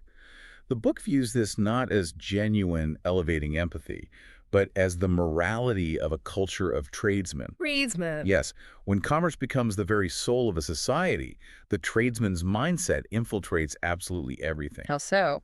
Well, think about what a tradesman does. He evaluates things without actually producing them, and he values them strictly according to the requirements of the consumer. It's the simple law of supply and demand. Okay. When this becomes the governing principle of an entire culture, it imposes itself on art, science, statecraft, and morality itself. What we call empathy today, the book suggests, is often just the commodification of human virtue. So we're just trading niceties to keep the market stable. Exactly. Yeah. We are not transforming ourselves into beautiful, secluded gardens with hospitable gates to welcome others. Instead, we're just policing each other's sharp edges to ensure a completely frictionless environment for commerce. A frictionless environment for commerce. Wow. That makes a lot of sense when you look at how quickly anything genuinely disruptive or challenging is just, sanitized in modern culture. Sanitize is the perfect word. But that leads directly to a problem of valuation. If we have successfully smoothed everyone down into an infinite beach of identical sand, how do the grains of sand distinguish themselves? Ah, that is the million-dollar question, literally. Right. How do we measure human worth in this purely commercial society? The book offers a vivid critique of modern wealth here, doesn't it? It absolutely does. Yeah. Because traditional rank, the old aristocratic sense of inherent nobility, character, or lineage that has completely vanished. Right. So money has become the sole representative of power, dignity, and influence. It is literally the only metric we have left to prove we aren't just another identical grain of sand. It's the only way to stand out on the beach. Yes, it is the great flattener and, ironically, the only remaining elevator. The book notes that nobody wishes to hide their money under a bushel, but you cannot display it in literal heaps on your dining room table either. Well, some might try. True, but generally it requires a representative, hence the modern banquet, Oh. or, in today's terms, the hyper-curated luxury lifestyle broadcasted to the world on social media. Right, the private jets, the designer clothes, all of it. But here's the catch. The feast is prepared for appearance rather than actual nourishment. Oh, that's heavy. The book details how this results in a heavy, dull exhaustion.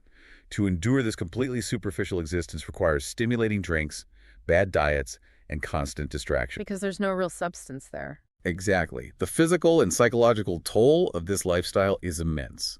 It is a life of extreme nervousness and dissoluteness. It's a physical manifestation of an entirely empty pursuit. And what drives that empty pursuit is what the book calls a terrible impatience. A terrible impatience, yes. You look at the modern landscape and you see people resorting to legalized fraud, to complex tech startup grifts, to massive crypto scams. We see it every day. Or, as the book literally mentions, setting their own houses on fire to collect the insurance money. An extreme but accurate example of the mindset. And the critical insight to unpack here is that they are not doing this out of genuine desperate poverty or starvation. No, not at all. They are doing it out of an intoxicating, almost maddening desire to see their wealth pile up quickly. It completely mirrors historical religious fanaticism. That is a very profound comparison. Think about it. Just as people once burned heretics at the stake for the love of God with an entirely clear conscience, feeling totally justified, modern society destroys lives, exploits labor, and burns down entire cultures for the God of gold. The fanaticism is identical. The psychological mechanism is exactly the same, only the deity has changed. That is highly precise synthesis of the book's argument. The volcano is still smoldering, only the means of expressing that desire for power have shifted. To God of gold. Yes, and this terrible impatience requires the daily intoxication of accumulation just to keep the existential dread at bay. And it is utterly exhausting. Because it never ends. Right. The modern individual is so entirely depleted by this frantic worship of the god of gold and so drained by their role as a heavily policed worker that they are left devoid of any real inner life. So they're just running on fumes. Completely. And naturally, when commerce and frantic work have so thoroughly failed the human spirit, we look around for guidance. Right, we look for answers. We turn to our cultural institutions, our philosophers, our educational systems. Yeah. But the tragedy the book outlines is that these institutions are equally bankrupt and equally exhausted. Completely bankrupt. The book points out the profound danger of what it calls unconditional homage. Unconditional homage, a very dangerous thing. We have this desperate, almost pathetic thirst for wholesale hero worship. We look at a successful tech billionaire, a prominent statesman, or a famous intellectual, and we just swallow their ideologies whole. We want a savior. Yes, we make them our idols. But the book highlights the sheer absurdity of this by pointing out how these great men inevitably and violently contradict one another. Always. One attacks the other's politics, the other dismantles the first's philosophy. If you follow them blindly, giving them unconditional homage, you are intellectually torn apart by their It contradictions. creates complete cognitive dissonance. Exactly. Instead, the book pleads for something much harder. It asks for conditional assent. Conditional assent. Yeah, that is the ability to extract the brilliant, useful fragment from a thinker while having the intellectual fortitude and confidence to discard the rest. And the necessity of becoming a people of conditional assent and benevolent opposition is central to the book's thesis. But it's so rare to see that today. It is, because we lack this ability. Yeah. And we lack it precisely because of how our minds are molded from youth. Ah, the education system. Exactly. The book mourns the wasted period of youth, specifically targeting the tragedy of classical education. How sick. Well, instead of utilizing those ardent, eager, highly plastic years to lead young minds to the true knowledge of how the world works, students are painfully and clumsily inoculated with dead languages. Like Latin and Greek. Right. They are forced to memorize Greek and Roman grammar, which remains incredibly strange and incomprehensible to their modern emotional conceptions. It's just abstract noise to them. Yes. They spend years on syntax, completely missing the true, harsh, practical asceticism of the ancient world. It is exactly like forcing a starving person to flawlessly memorize a menu in a foreign language. That is a brilliant analogy. I mean, they might be able to perfectly pronounce the ingredients, but you haven't taught them a single thing about how to actually cook a meal to save their life. You've just taught them to mimic. We waste their most vibrant years. If you are listening to this and you've ever sat in a classroom feeling like what you were memorizing was totally disconnected from reality, the book validates that. You are crazy. No, you are intentionally deprived of learning how to think. Why, the book asks, are students not first made acquainted with the absolute despair of ignorance? Why are they not taught the absolute unbreakable logic of mathematics and physics? Because teaching the true despair of ignorance would require acknowledging how little we actually know. Which is terrifying. Exactly.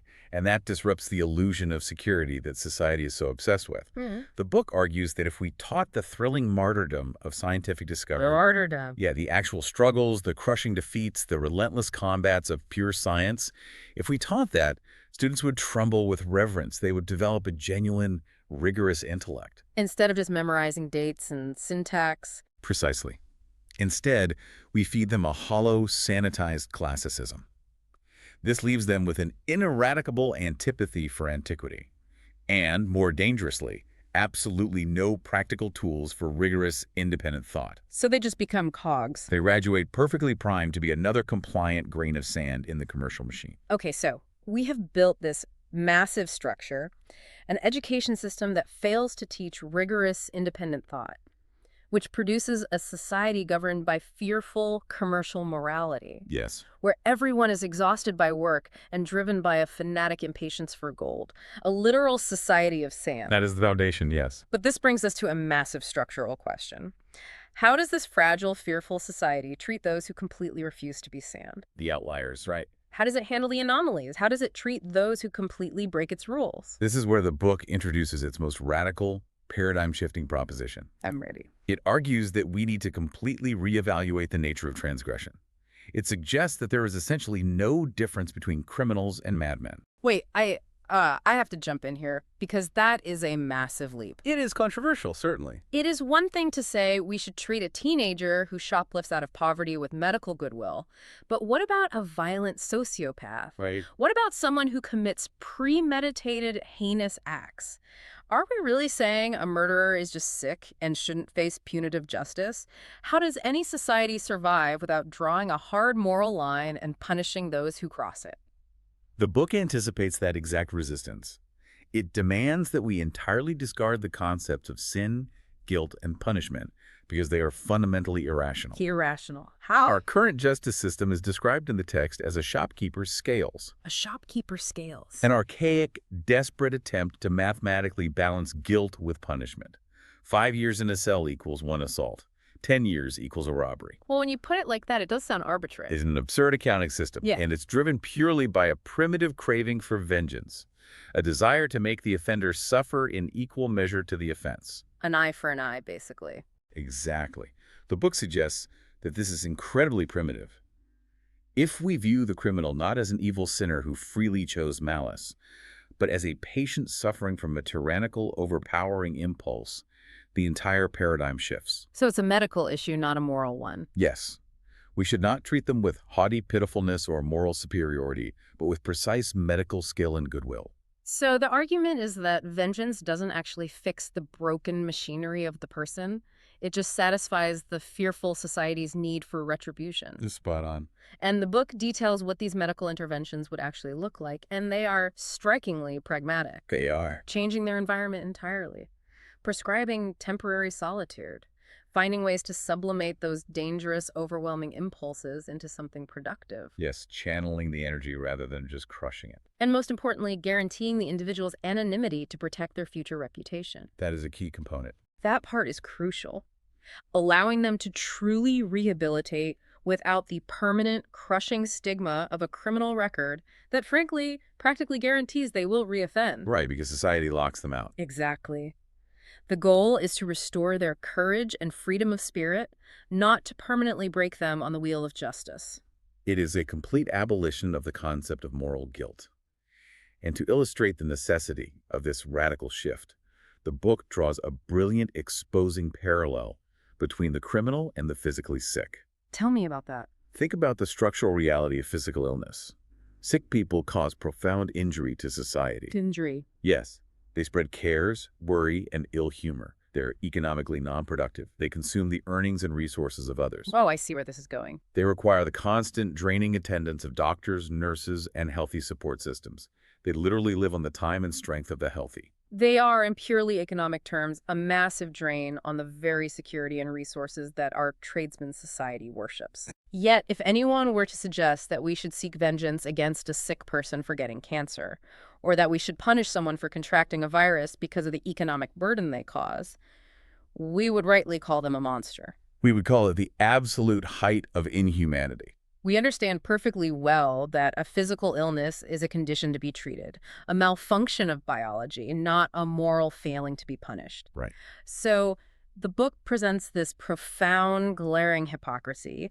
Why are we not yet ripe for the conception that the guilty are the sick? It's a haunting question. If the injury to society is identical in its structural drain because both the sick and the criminal disrupt security and consume resources, why do we medically treat the physically ill with compassion, but brutally mathematically punish the socially ill?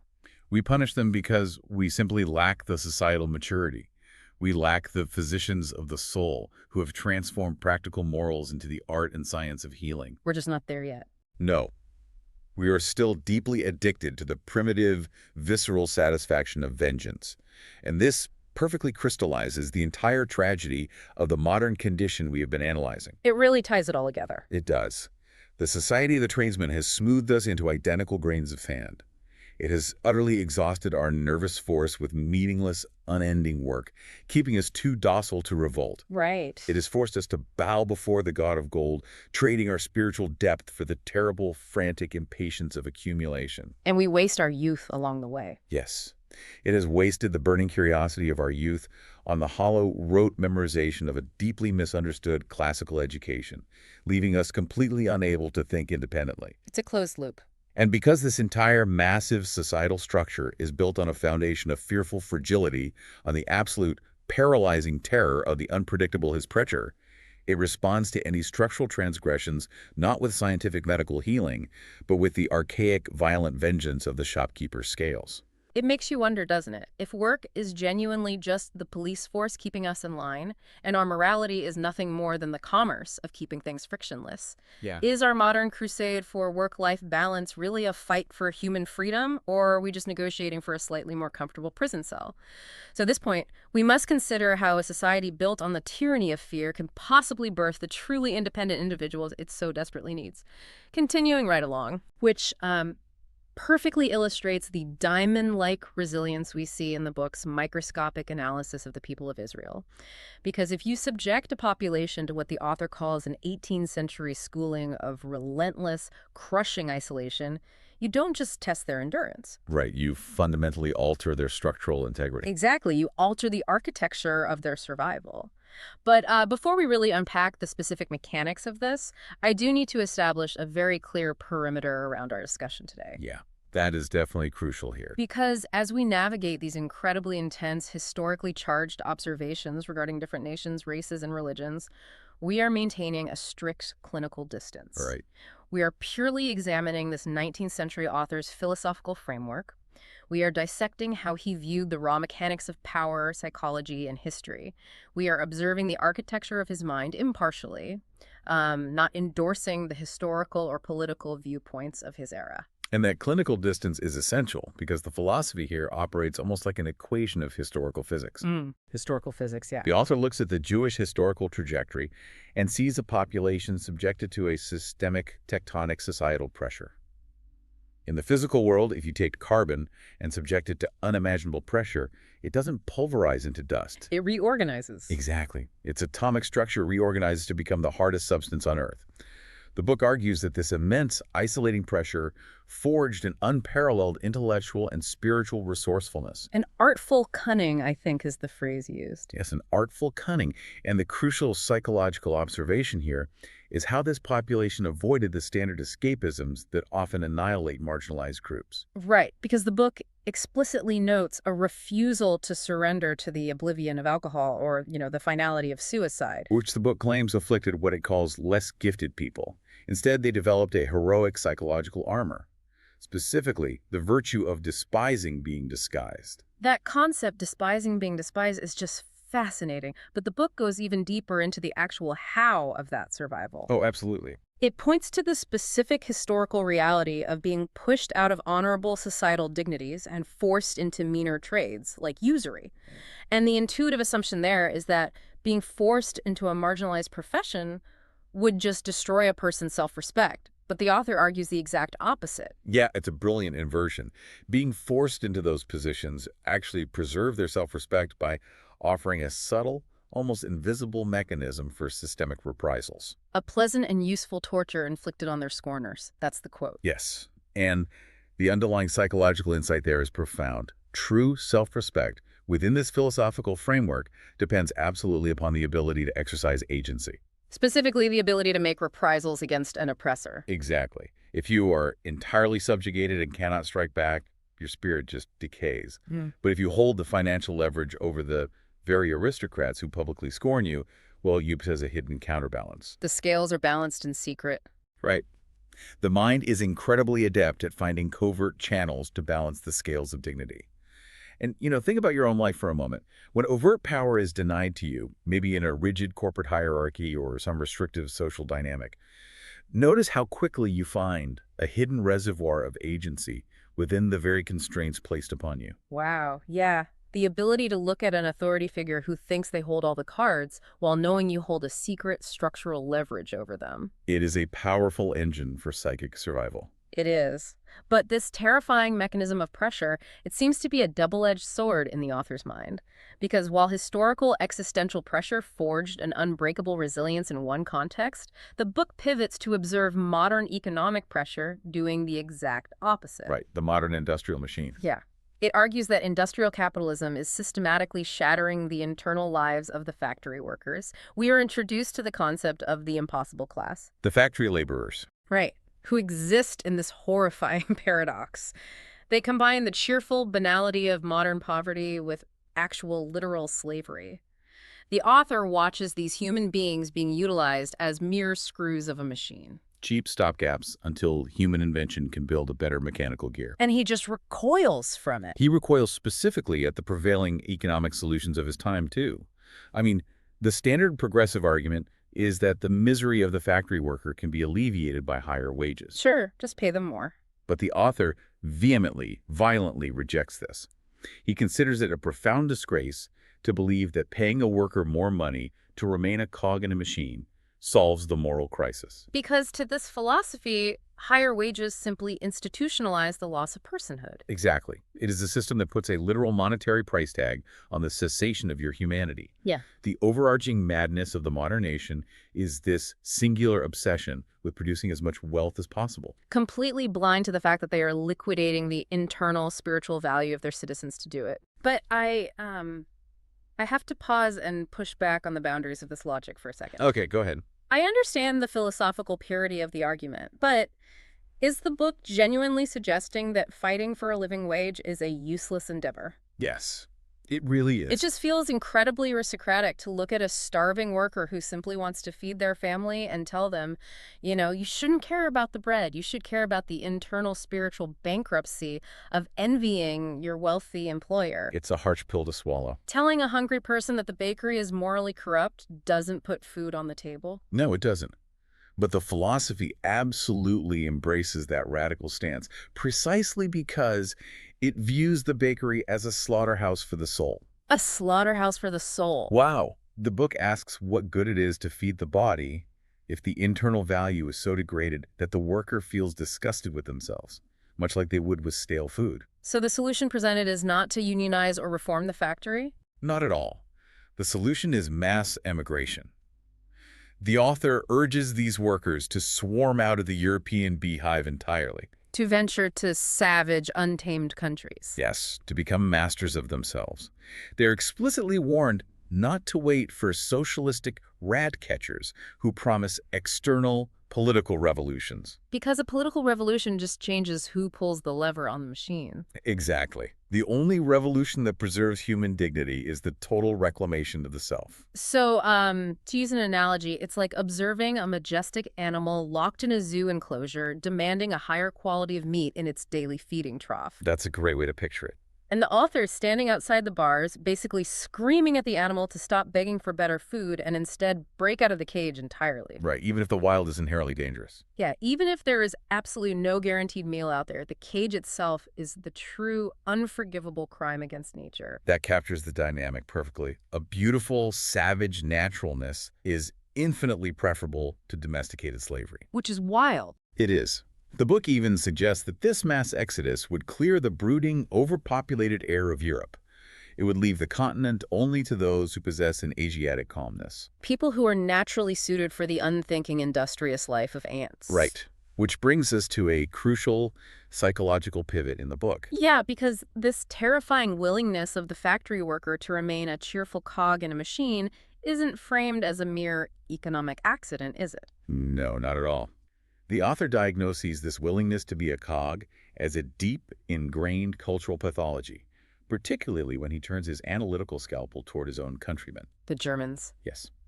He describes the Northern European, specifically the German intellect, as naturally lazy, Naturally lazy. possessing an overwhelming instinct to disappear like a cipher in a number.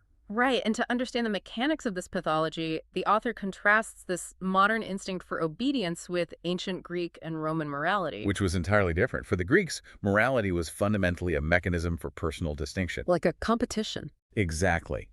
Picture a Spartan gymnastic teacher calling out to his pupils, demanding they submit to his grueling discipline so that they might carry off the ultimate prize. So the submission in that ancient context was entirely temporary. Right. It was a strategic tool used solely to achieve individual greatness and elevate oneself above the masses. Okay, so if the Greeks viewed morality as an elite athletic competition where the ultimate goal is to stand out and win, the Northern European view of morality described here feels more like an endless gray line at the Department of Motor Vehicles. The DMV line of morality. That is terrifyingly accurate. Right. The highest possible virtue in this system is simply staying in the line, following the bureaucratic rules with heavy, inflexible endurance. Without ever daring to ask the person in front of you where the line actually leads. The comfort is in the compliance itself. And that bureaucratic analogy maps flawlessly onto the philosophical heavyweights the book targets next. The author points directly to Kant's categorical imperative and Luther's theology as the ultimate intellectual manifestations of this DMV line. Right, look at how Luther's theology functions mechanically. Luther required a God he could implicitly trust. A divine being to whom he could completely and utterly surrender his own agency. The psychological relief for Luther was the abdication of personal responsibility. Exactly. And similarly, Kant constructs this extraordinarily complex roundabout route through moral philosophy merely to secure absolute obedience to a universal rule. The categorical imperative is essentially an intellectual defense mechanism. It is a morality fundamentally terrified of disobedience. Because if you disobey the universal rule, you have to step out of the line. And if you step out of the line, you are suddenly standing in the open. And you must make your own choices. You must command. Precisely the underlying terror. This system of morality has entirely forgotten how to command itself, so it hides behind universal rules. It's just wild to think about. It really is. I Yeah. mean, pause for a second and apply this diagnostic tool to your own life. When you strictly follow the rules of your community, when you're consistently praised for being good, compliant, or a team player, are you genuinely acting in service of a noble higher goal? Or are you, subconsciously, using your impeccable obedience as a highly respectable shield to camouflage a paralyzing fear of taking initiative? Bearing the weight of your own choices. Yeah. That is a deeply uncomfortable mirror to hold up. Yeah, it is. And this central premise, that human beings are masters at hiding our darker, more cowardly motives behind a shiny, impenetrable veneer of morality, that sets the stage for the book's devastating deconstruction of victimhood and self-sacrifice. This is where the analysis becomes incredibly hushed and almost painfully dark. In Aphorism 215, the book methodically strips every ounce of nobility away from the concept of enthusiastic sacrifice and the martyr complex. Because we are culturally conditioned to revere the person who gives everything for a cause. Right, someone who completely immolates their own desires for another person. But the author argues that loud, theatrical self-sacrifice is never selfless. No, it is an act of profound psychological intoxication. And the mechanism of that intoxication is fascinating. By completely consecrating yourself to a powerful being, a nation, or a revolutionary cause, your imagination performs a magic trick. It elevates you to the status of a god. You aren't actually sacrificing your ego, you are hyper-inflating it. You revel in the feeling of ultimate power that your martyrdom allegedly proves. And the author contrasts this theatrical intoxication with true, sober morality. The quiet, unglamorous morality of daily duty, reason, and meticulous self-control. Which the self-proclaimed victim absolutely despises. Of course they do. Sober morality requires actual self-surrender without the intoxicating, narcotic high of feeling divine. It lacks the dramatic excess they desperately crave to validate their existence. The book pushes this concept of theatrical selfishness even further by dissecting the exact anatomy of an apology in Aphorism 219. All this part's staggering. Let's walk through the mechanics of this because it's brutal. Imagine you do something terribly foolish. You betray a confidence, and you irretrievably destroy your neighbor's happiness. What is the standard moral response? You dramatically humble yourself. Right. You approach them, you beg for forgiveness, you lay your foolishness bare before their contempt, and then you walk away feeling comforted, convinced that the moral universe is balanced and your virtue has been reestablished. But look at the sheer cruelty of the mechanism. You have done absolutely nothing to fix the victim's pain. Nothing. You have merely staged a painful, pathetic scene to restore your own damaged vanity. By forcing the person you wronged to watch your emotional self-flagellation, you actively inflict a second distinct wound upon them. You use their presence as a prop. Yes. You invite a witness to your humiliation not to facilitate their healing, but to artificially restore your own psychological equilibrium. It is an act of profound deceit masquerading as humility. The apology is entirely about you. So, if our highest conscious moral acts, our altruism, our noble sacrifices, our profound apologies, are exposed as psychological Trojan horses for deep-seated vanity, what happens to the subconscious? That is the big question. If you are a person with a profoundly suspicious mind, a mind that accurately senses this underlying deceit in every human interaction, you can never truly trust anyone. Right. Where does a mind that hypervigilant, a mind the book might categorize as evil or bitter, go to actually find peace? The author provides a brilliant, counterintuitive answer. When the bitter mind cannot find solace in human love or language, because language is the primary vehicle for the deceits we just analyzed, it completely abandons the human realm. And it turns to music. Yes. We traditionally associate a deep, tearful appreciation of a symphony with a pure, gentle soul. But the book argues the inverse. It claims that only profoundly suspicious, bitter people truly understand the ultimate full bliss of music. Because they live in a state of perpetual distrust toward words. Music bypasses their intellectual defense mechanisms entirely. It offers them a delicious enigma. Exactly. A riddle doesn't lie to you. It simply exists in a state of implicit confidence, free from the heavy, manipulative burden of spoken promises. The listener hears the symphony and thinks, this music speaks of me, it speaks in my stead, it knows everything, it provides a sanctuary. But the author refuses to leave it there. He immediately flips the lens from the relieved listener to the creator of the music. And the composer is not spared the scalpel. Not at all. Aphorism 255.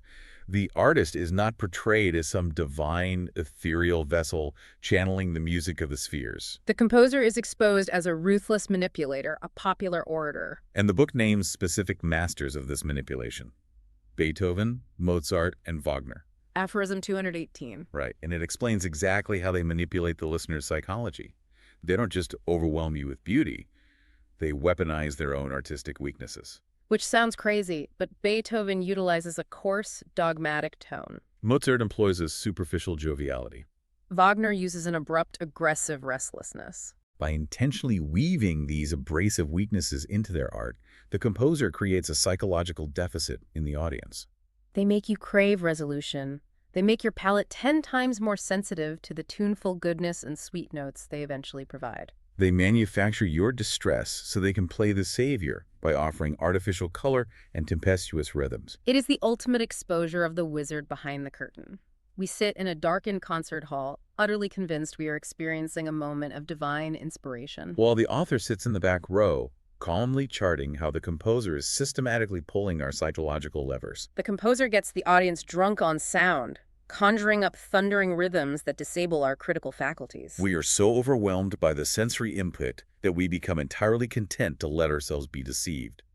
We surrender. Which requires you to evaluate your own aesthetic experiences. I mean, the next time you are sitting in a theater, moved to tears by a soaring, emotionally manipulative film score. Or you find yourself captivated by a tragedy like Macbeth, which the book explicitly categorizes not as a moral warning about the dangers of unchecked ambition, but as a demoniacally attractive celebration of raw passion. Ask yourself a quiet question. Are you truly being intellectually and morally elevated by the art? Or are you simply happily consenting to be manipulated? Are you voluntarily trading your intellectual honesty for the cheap, temporary warmth of emotional intoxication?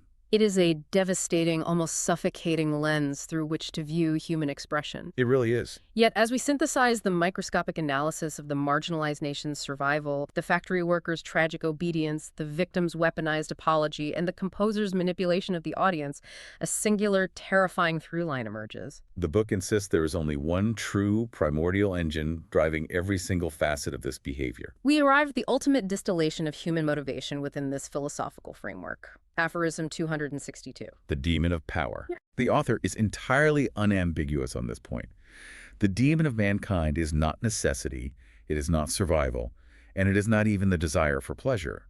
It is the absolute love of power. You can give a human being perfect physical health, abundant food, secure shelter, and endless avenues for entertainment. And they will remain violently unhappy, restless, and capricious until this specific, insatiable demon is fed. And the author provides a stark historical proof of this mechanism by pointing to Napoleon. Right. The book notes that Napoleon was deeply mortified by the fact that he was a terrible public speaker. But instead of studying rhetoric, instead of improving his speech or masking his weakness with prepared remarks, he weaponized the flaw. His thirst for power was so all-consuming that he actively chose to speak even worse than he had to. He relished the fact that he could bewilder the judgment, taste, and intellect of his aristocratic audience purely through the thunder and lightning of his autocratic authority. He didn't want the audience to admire his eloquence. He wanted to force them to listen to his terrible speeches and applaud anyway. He loved the raw, unadulterated power of dominating their reality far more than he would have ever loved simply being considered a good orator. It is the ultimate triumph of the will to dominate over the desire for aesthetic, intellectual, or moral goodness. And this leaves us with a hanging, profoundly unsettling question. It really does. If every single human action we have dissected today, from the historical resilience of an entire marginalized people, to the bloody theatrical sacrifices of martyrs, to the tear-jerking melodies of a master symphony, right down to the quiet apologies we offer our neighbors, if all of this is secretly just the demon of power wearing different, highly socially acceptable masks, where does that leave your own free will? When you wake up tomorrow morning and perform a quiet, unobserved act of kindness for a stranger, are you genuinely participating in the moral good of the universe? Or is your own hidden demon just finding a new, impeccably polite way to rule the room? When you really look at the most ruthlessly ambitious people in society, the individuals who just spend their entire waking lives clawing for absolute power. Right, the ones who never seem to stop climbing. Exactly. It is genuinely haunting to realize that they all harbor this exact same secret craving. The desire to be entirely overpowered. Yeah. I mean, there is this specific image from the book that sets this incredibly quiet, almost contemplative tone. Hmm. It describes the psychological exhaustion of ambition, almost like a physical sensation. Like gravity just finally taking over. Yes, it's this sudden, deep feeling of sinking into a whirlpool, like letting the reins be violently snatched out of your hands so you can finally become a powerless plaything of these elementary forces. Which is such a striking paradox, isn't it? The mechanics of that desire reveal so much about the ambitious mind. We are presented with this concept in the book of the festive mood of modern society. Right, and normally you hear festive mood and you associate that with celebration. Exactly. With excess, with a massive exertion of energy, you picture noise and movement. But the true psychological festival for the powerful is actually a momentary death of the ego. The sensation is described as feeling this exceptional silence wrap around you, as if you were resting in the absolute central bowels of the earth. Oh, wow. Because when a person spends every single waking second exerting their will upon the world, the greatest luxury imaginable is the suspension of that will. It's a descent without fatigue, just a complete, unresisting surrender to the blind force of gravity. Think about a highly successful, high-powered executive, someone who makes 1,000 high-stakes decisions a day, constantly steering the ship, carrying the terrifying burden of every single outcome. The pressure is just relentless. Right. And then imagine they buy a ticket for a long cross-country train ride. Okay, yeah. They step into the cabin, the heavy metal doors lock into place, and the machine just starts moving. They might tell their peers they're traveling for the scenic views, but secretly... Secretly, it's the lack of control. Exactly. The euphoria they are experiencing is the total, unadulterated loss of agency.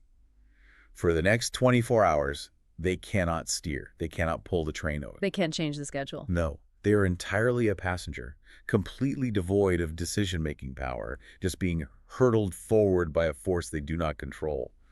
That enforced powerlessness is the only environment where their nervous system can actually rest. That's a perfect modern comparison. Consider the profound metaphor of the exhausted mountain climber that the book uses to illustrate this exact phenomenon. Oh, I love this one. Right.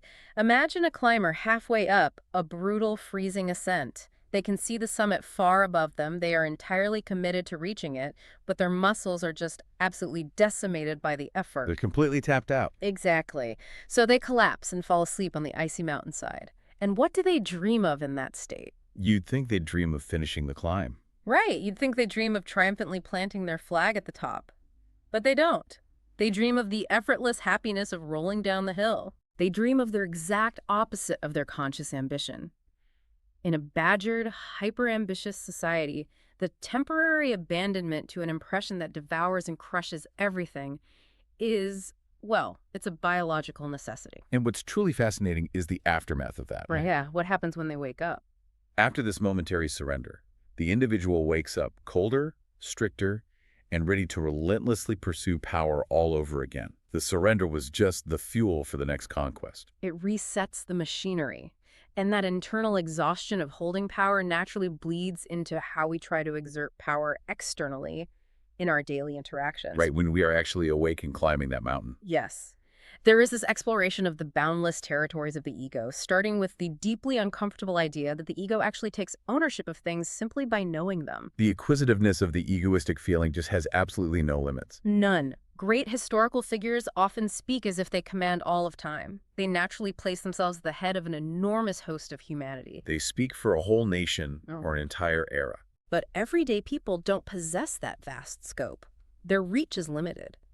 So how does the ordinary ego expand? It claims ownership over its immediate proximity. Exactly. People will relentlessly boast about the unique beauty of their dog, or the unparalleled brilliance of their physician, or the charming superiority of their native town. Because the ego cannot literally say, I am the universe. Right. So it expands its borders by treating the things in its orbit as extensions of itself. By fiercely protecting and praising the things nearby, the ego is, functionally, just praising itself. Which fundamentally rewrites the architecture of a compliment. I mean, when you really sit with the book's analysis of praise, it is profoundly unsettling. It really makes you second-guess every nice thing someone says to you. It does. The argument is that when you perceive someone is about to praise you, you shouldn't feel flattered. You should literally bite your lips, brace your heart, and feel a sense of disgust. Disgust because the person praising you is ultimately making themselves victorious over you. Yes. Look at the hidden power dynamics of social pleasantry. To praise someone, you must first mentally position yourself as the judge of their value. You're stepping onto an invisible pedestal. Exactly. You're looking down and handing down a verdict.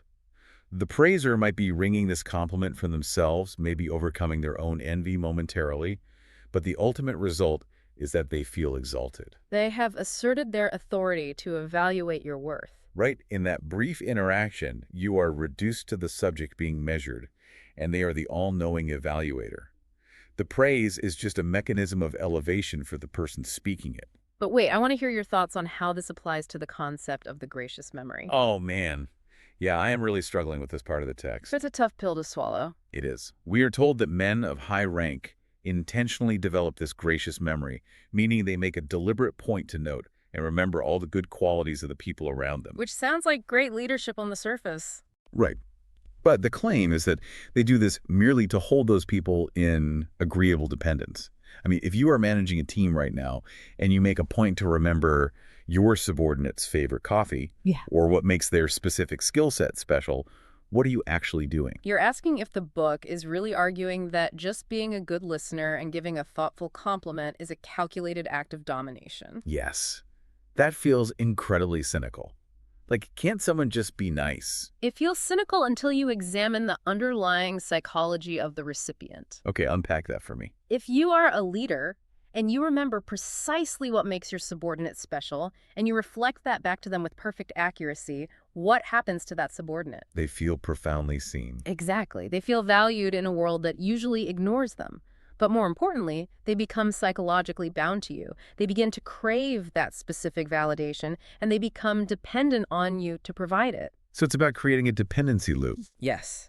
You have effectively weaponized their own vanity to secure their unwavering loyalty. The agreeable dependence is a velvet handcuff. A velvet handcuff? Wow. It doesn't even require malice. It is simply the sophisticated mechanics of power operating quietly in the background, securing territory without ever having to fire a shot. So if that quiet, invisible domination is how we treat our peers, it completely changes how we process the larger-than-life figures of society. Oh, absolutely. If everyone is operating from this baseline of ego and hidden power plays, how do heroes even exist? And the answer provided is that we invent them. We have to. We actively build illusions to protect ourselves from the unfathomable, disappointing reality of human nature. The fanaticism of hero worship is entirely a defensive structure. When a fanatic begins to affirm an ideal or elevate a person to hero status, they literally cannot afford to look at them too closely. Because if they look closely, they see the machinery. Exactly. They will see the mundane reality, the flaws, the petty ego, the biological mechanics driving the person they are elevating. So the idealist deliberately shuts their eyes. They just refuse to see it. They imagine the hero to be so far away that their human outlines blur, and they travesty what they see into something beautiful, symmetrical, and entirely vague. And then they build a massive temple around that vague shape. Not to honor the hero, but to protect the illusion of the hero from the profane crowd, the profanum vulgus. Because the crowd is dangerous to the illusion. Right. The crowd might point out the human frailties of the idol. And there is a dark comedy to this dynamic, isn't there? The rebellion of the idol themselves. Yes. The deified person often begins to rebel against the suffocating incense and the relentless worship. They feel trapped by the perfection projected onto them. So they act out in dreadful, destructive, all too human ways just to break the projection. Right. And to maintain the illusion, the fanatic must then contort themselves into a martyr. They have to interpret the hero's terrible behavior as some complex divine test, lying to themselves endlessly just to keep the temple's pillars from crumbling. It's exhausting, and it reminds me of the psychology of the actor, which the book dissects in a very similar way. The actor and the hero. Yeah. The argument is that actors only ever grasp the shadow of a hero. They can mimic the gestures, they can perfect the accent, they can adopt the external attitudes, they capture the physical vapor of a historical figure. But they never reach the inmost spirit. No, never. It makes me think of an analogy. It is like someone putting on a museum-quality, perfectly replicated astronaut suit. Okay, I like where this is going. Right, so they can walk around in it, they can memorize the technical manuals, they can look exactly like an explorer. Hmm. But because they have never actually been strapped into a rocket, they have absolutely no concept of what the crushing G-force of a launch actually does to the human body. They don't know the weight of it. Exactly. They are performing the aesthetic of the hero, but missing the unfathomable reality of the experience. And that exact disconnect is the foundation of the book's concept of facta ficta, fictional fact. Oh, the history angle. This blew my mind. It's revolutionary. When we look at history, we are essentially looking at a performance. The historian does not actually record what happened because the reality of human motivation is a chaotic, impenetrable web. They only record what is supposed to have happened based on the narratives that survive. Yes, world history is described in the text not as an objective record, but as nothing more than a series of opinions on imaginary actions and imaginary motives, The actual reality of any historical moment evaporates the second it occurs. leaving behind only a dense mist. Historians and actors are just playing with the phantoms generated above that mist. We are entirely navigating the world using a map drawn by people who never actually stood in the landscape. Which is terrifying. But this illusion doesn't just apply to historical figures, though. Once you spread away the grand narratives of history, the book forces you to turn the scalpel toward our most revered moral virtues. This is where it gets really confrontational. Yeah, the deconstruction of asceticism completely shatters how society views holiness. Well, society generally looks at asceticism, the extreme denial of the flesh, the fasting, the self-flagellation, the vow of silence. We look at that as a state of ultimate spiritual purity. Right, but the book demands a complete inversion of that perspective. Asceticism is not a natural state for the pure. It is a desperate, required mode of thinking for people who possess ferocious carnal beasts inside them. Ferocious carnal beasts. It asserts that the individuals who find it absolutely necessary to avoid society, to shun physical intimacy, and to literally torture their own bodies are often the most highly sensual, volatile men in existence. So wait, just so I have this right. Okay. When we look back at a historical saint exhibiting extreme self-discipline or someone practicing absolute agonizing denial, Yeah. we are not looking at inherent goodness. We are looking at a chaotic, dangerous nature that recognized its own monstrous capacity. Exactly. Like a person who realized that if they didn't put themselves in heavy iron chains, they would destroy themselves and everyone around them. That's exactly it. Extreme discipline is simply the physical evidence of an extreme internal threat. You don't need chains if there's no beast. Right. And this decay of virtue extends to the concept of duty as well. When a duty is genuinely hard, when it requires immense sacrifice, it remains a duty. But what happens when duties cease to be difficult? They become routines, I guess. Through long, repetitive practice, they become habits. And eventually, those habits transform into selfish pleasures. Oh, right, the example of the quietists. Yes, the sect of religious mystics who believed in total passive contemplation, they attempted to completely extinguish their own will to exist entirely in the presence of God. And they claim to do everything solely for the glory of God. They claimed that. But the psychological reality is that, over time, the act of surrendering the will became immensely pleasurable to them. The sacrifice vanished, It just became another avenue for the ego to seek delight. perfectly masked behind the socially unassailable shield of religious duty. Which brings us to the danger of innocence. We always treat innocence as this fragile, beautiful, crystalline thing that society has to protect at all costs. A virtue of the highest order. Right. But here, innocence is framed as a massive liability. The book claims innocent, ignorant people are so easily corrupted because they are constantly used as the sweetest bait for the most dangerous traps. Because the innocent person lacks the fundamental knowledge required to distinguish between moderation and excess. They just don't know the rules of the game. If you love something without knowing its true, complex nature, you inevitably fall prey to something you would absolutely hate if you could see its mechanics clearly. The innocent person is forced to drink the dregs and the hidden poison of everything put before them simply because their eyes are closed. This is why every major institution, princes, churches, political parties, relies on the innocent. Their ignorance makes them incredibly compliant instruments. So in this mechanical view of human nature, innocence isn't purity at all. It is literally just blindness. It's a deficit of information. And a blind person enthusiastically walking toward a cliff isn't holy. They are just in imminent danger of being destroyed. Exactly. And when you remove all these masks, virtue, duty, innocence, You finally hit the raw machinery. What is actually driving the human engine? And the answer isn't love. It is fear. Fear. The argument is that fear furthers knowledge far more efficiently and deeply than love ever could. Because love possesses a secret, deeply ingrained craving to be deceived. When you love someone or something, you actively want to discover beautiful qualities in them. You want to raise them as high as possible in your own mind. Right, which means you enjoy the illusion. You actively participate in your own deception. But fear affords you no such luxury. None at all. If you are terrified of someone, fear forces you to analyze exactly who they are, what their motives are, and most importantly, what they are capable of doing to you. Fear demands empirical, cold accuracy because your survival literally depends on it. And that evolutionary terror is the actual root of good-natured people. This is such a devastating reframing. It strips away all the romance. It really does. Being good-natured isn't a divine gift or a marker of a beautiful soul. It is an inherited, well-formed survival mechanism passed down from ancestors who lived in continual terror of foreign attacks. Trace the mechanics of a historically subjugated group. Imagine generations of peasants living under the constant, unpredictable threat of a violent warlord. How did they survive? They survived by constantly mitigating conflict. By tranquilizing the aggressor, by humbling themselves to the dirt.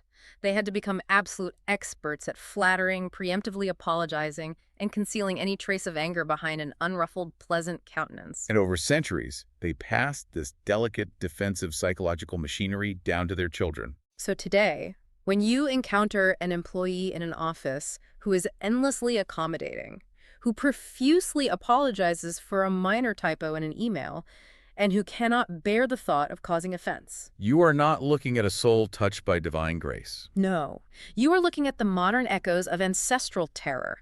The threat of the warlord has vanished, but the biological reflex to appease remains perfectly intact. It is a ruthless reduction of human behavior, and it applies the exact same cold logic to the concept of the criminal's grief. That's another hard truth the book delivers. When a criminal is caught and they weep, society desperately wants to believe it is genuine remorse for the victim. We want it to be a sign of a returning conscience. We need it to be that, for our own comfort. But the reality presented is that genuine moral remorse is astonishingly rare. The criminal is almost always suffering because of the sudden shame of making a stupid blunder, the deep annoyance of getting caught, or simply the agonizing longing for their beloved crime, which they are now locked away from committing. We constantly project our own desired morality onto the mechanical actions of others just to make the world feel safe. We do. But if you look at the raw mechanics, even our highest states of joy are just exertions of force. There is a specific breakdown in the book regarding the effect of happiness. Right. It states that the very first effect of happiness is a surge in the feeling of power. And this excess power longs to manifest itself in the external world in three primary ways: making presents, derision, and destruction. Okay, hold on. This is where I really have to push back. I thought you might. Grouping those three specific things together feels incredibly abrasive. I understand derision, and I certainly understand destruction, but how can we possibly categorize the act of handing a friend a beautifully wrapped birthday present as the exact same biological instinct as smashing a window? It seems crazy, but look at what is happening at the root level of both actions. When you are overflowing with happiness, your ego expands. You possess excess emotional energy, excess power, and your organism demands that you leave a mark on your environment to prove that power exists. Okay, I followed the energy part. If you destroy something, if you smash a window, you are violently altering the state of the external world. You are proving that you can affect reality. Right. If you give someone a present, you are also altering their state. You are imposing your will, your wealth, and your generosity upon them. You are overriding their current emotional or material condition with your direct intervention. Wow. Derision functions the exact same way you diminish someone else to assert and measure your own elevated state. The social manifestation looks entirely different. We view the gift as kind and the destruction as cruel, but the root instinct driving the behavior is identical. It is the human organism demanding that the external world acknowledge its overflowing power. So it all circles back to the ego, it circles back to the underlying mechanics of power, and the incredibly complex illusions we build to avoid looking directly at the machinery. Yes. Which leads us to a final, quiet reflection on how we navigate our own psychology. There is a concept introduced regarding the danger of living under a doctor's care. The observation here is simple but profound. A sick person often lives much more carelessly when they are under strict medical observation. Which sounds counterintuitive, right? Right, but why does it happen? Because they have a doctor handing them prescriptions and dictating their routine. They simply ingest the pill, follow the chart, and blindly obey. They completely outsource their bodily awareness to an external authority. Exactly. If that exact same sick person were left entirely to their own devices, without a doctor dictating their schedule, they would actually be forced to observe their own physical reality more strictly. Because they have no safety net. They would have to pay hyper-vigilant attention to the ultimate object, their own fragile health, rather than just passively checking off a list of external rules. And the warning from the book is that all rules in our lives have this exact same anesthetizing effect. Rules distract our attention from the fundamental aim of the rule itself, and they make us infinitely more thoughtless. They do the thinking for us. We let the structure do the thinking. We become the passenger on the train again, locking the doors and happily surrendering our agency because it is simply too exhausting to carry it. Which leaves you with a question to carry forward into your own life. How many rules in your own world, whether they are rigid moral frameworks, professional obligations, or the comfortable social expectations you follow every day, are you quietly using as an excuse to stop observing your own reality? Which forces you to immediately confront this deeply unsettling, almost radical assertion in the book. I mean, regarding the very biological roots of what you so proudly call your morality. Right. Because you really have to imagine stripping away the divine entirely here. Just bypass any comforting notion of, an objective universal law hanging out there in the cosmos waiting for you to discover it. Exactly. You have to discard that safety net completely. Yeah. And instead, consider the proposition that your grandest ethical judgments, like the moral hills you are absolutely willing to die on, are actually just a byproduct of your physical nervous force. Which is such a quiet but devastating idea. It really is. The book suggests that when you possess a high nervous force, your resulting morality is joyful. It's restless, perhaps even aggressively expansive. Because you have a surplus of biological energy. Right. You have this excess energy, and so your ethics become generous and risk-taking. You're dominant. But then, look at the morality of a diminishing nervous force. Which happens to all of us. Yes. Think about the ethical framework you naturally adopt towards evening, when your body is simply exhausted. Or consider the morality of chronic invalids or the elderly. It shifts entirely. It does. That morality systematically becomes passive. It becomes calm, patient, deeply melancholy. I mean, it is essentially a morality of biological conservation, but it's masquerading as a morality of virtue. And the absolute inevitability of the trap this creates for you is just staggering. Yeah. Because you are inextricably locked inside your own physiological state at any given moment, right? Yeah. So you look at the opposing moral state and you completely fundamentally misinterpret it. Oh, wow. Yeah. Think about a young, vibrant individual who's just overflowing with this restless, nervous force. They look at a quiet, patient elder, and they perceive that patience not as a spiritual virtue, but as a biological weakness. Like a terrifying lack of vitality. Precisely. And conversely, an individual operating on diminishing nervous energy looks at the restless, chaotic vitality of youth and interprets it as immorality, or just sheer destructive recklessness. Because they can't feel that energy. Exactly. You fundamentally do not understand the physiology you lack. And so because you cannot feel the exhaustion or the surplus energy of that other person, you take your own physical ignorance and you sort of wrap it in these heavy velvet robes of moral judgment. You condemn what is simply a different biological battery level. That's exactly it. You're condemning a battery level. Okay, let's unpack the mechanics of this with extreme care, because I want to understand what this means for your daily, your visceral emotional reactions. Let's do it. Because if your grandest moral judgments are essentially just biology disguised as philosophy, does that mean your sudden anger is just a physical glitch? It's a very uncomfortable question. It is. The book introduces this brilliant, terrifying dichotomy between the evil of strength and the evil of weakness. And honestly, it fundamentally rewired how I perceive violence. It's a stark contrast. Picture the evil of strength like a massive cast iron industrial pressure cooker. The heat is on, the steam is building uncontrollably, and suddenly it just blows its lid. It has to, or it breaks. Right. It is an overwhelming physiological need to release a sudden, suffocating internal congestion. The rage you feel in that moment is your body's desperate attempt to avoid an imminent fit of suffocation. A biological imperative. Exactly. Your physical form requires a violent muscular exertion simply to survive the next 10 seconds. And in doing so, it wounds whoever happens to be standing nearby, entirely unintentionally. Right, it's blind. Yes, it's an act of animal spirits finding an urgent outlet. But then you look at the evil of weakness, and that is a colder, much darker machinery entirely. Because it's deliberate. It is deliberate. The evil of weakness wishes to wound. It calculates.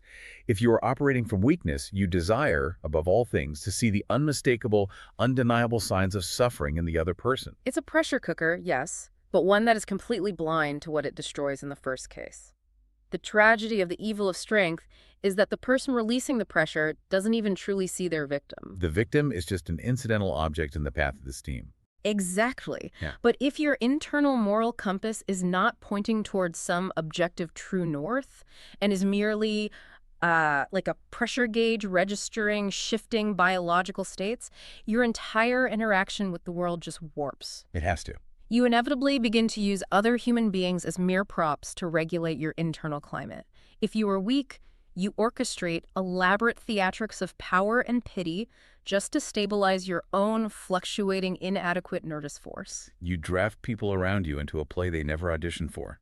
You really do. And that brings such a devastating clarity to the psychology of the so-called proud individual. I mean, there are people walking around right now who desperately need baseness around them just to feel sublime. They feed on it. They require a staging ground of inferiority just to establish their own dignity.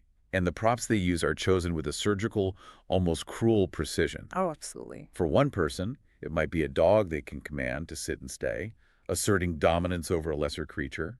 For another, it's a friend they can subtly, constantly belittle over dinner. Or spouse. Yeah, a spouse they can oppress behind closed doors. For a fourth, maybe a political party they can mock online.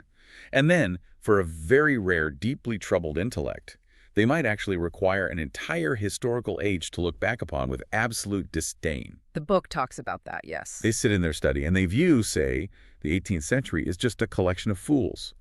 They need this powerlessness and cowardice in their immediate vicinity so they can make these sublime, furious gestures with complete impunity. They are using the baseness of you or me or their surroundings to hoist themselves just for one fleeting, desperate moment above their own inherent lowness. It's incredibly bleak. It is, and this theatrical manipulation infects even your highest, supposedly most noble virtues. Consider pity, for example. Oh, the comedy of pity. Yes. The book outlines this comedy of pity, and it really forces you to look at your most charitable moments under a harsh, unforgiving light. Think about the last time you visited a sick, deeply unhappy friend in the hospital. You want to think you're being so good. Right. You likely presented yourself as purely empathetic. You sat by the bed, you held their hand, but the text argues you were being profoundly insincere in that moment. How so?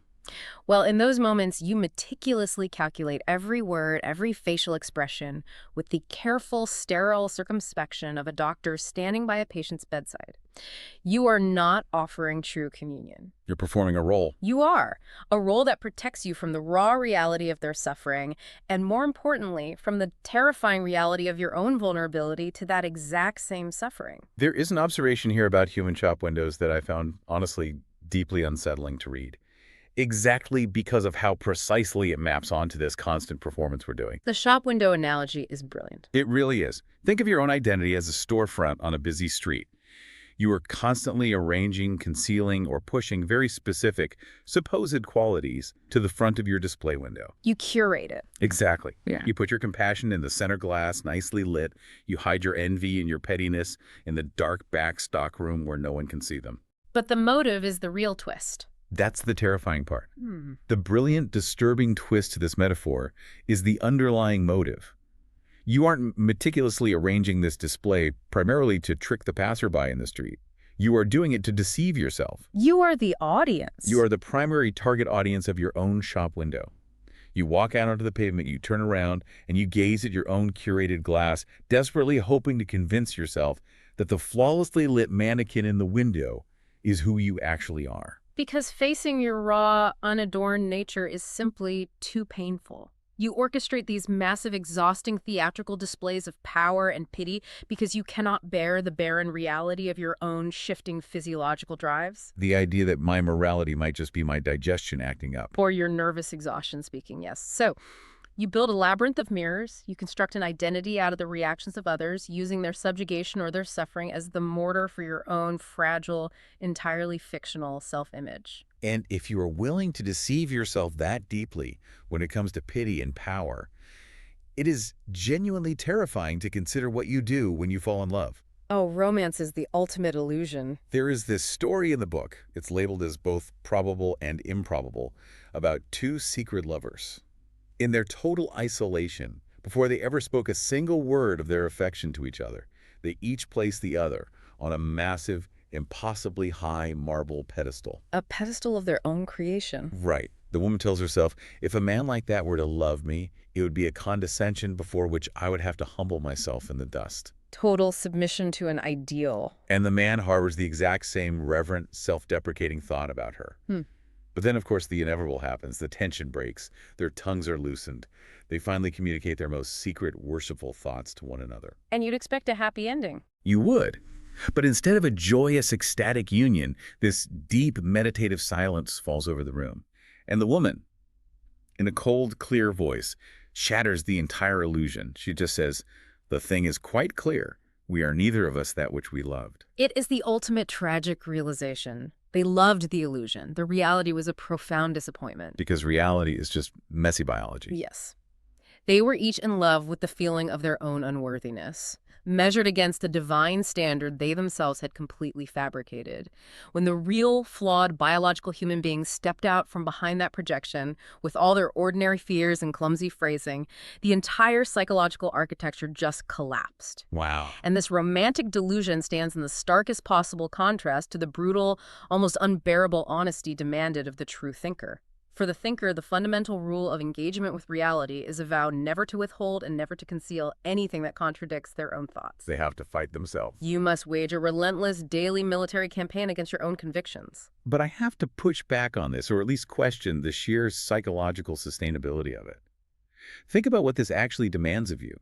I mean, should you treat your own core beliefs as hostile witnesses on the stand every single day? It sounds exhausting. It sounds impossible. How does a human mind survive if it is constantly, deliberately orchestrating its own defeat? If you are waking up every morning just to lay siege to your own mental castle, bombarding your own walls with doubts and contradictions, where do you find the psychological bedrock to actually live? That's a very fair question. You have to build a house somewhere. You cannot live in a perpetual state of demolition. Well, the book suggests that you build the house in the process of demolition itself. How does that work? It requires a radical reorientation of what constitutes a victory. The thinker calmly accepts that a conquered position, a defended ideology, is no longer their primary concern. The victory of the truth replaces the victory of the ego. So you stop caring if you are wrong. Exactly. When you identify entirely with the relentless process of discovery, rather than the static fortress of your current beliefs, your own defeat is no longer a source of terror. It becomes a moment of profound liberation. Because you've learned something new. Right. When a new fact destroys your core belief, you do not mourn the belief. You celebrate the shedding of a falsehood. But of course, adopting this mindset requires a tolerance for intellectual pain that is vanishingly rare in the human species. And this refusal to tolerate intellectual pain doesn't just govern your arguments with yourself or your romantic partners. It scales all the way up to how you view the entire physical universe. Yes, the macro level. Consider this deeply fascinating historical claim detailed in the text that the ancient Greeks were actually colorblind to blue and green.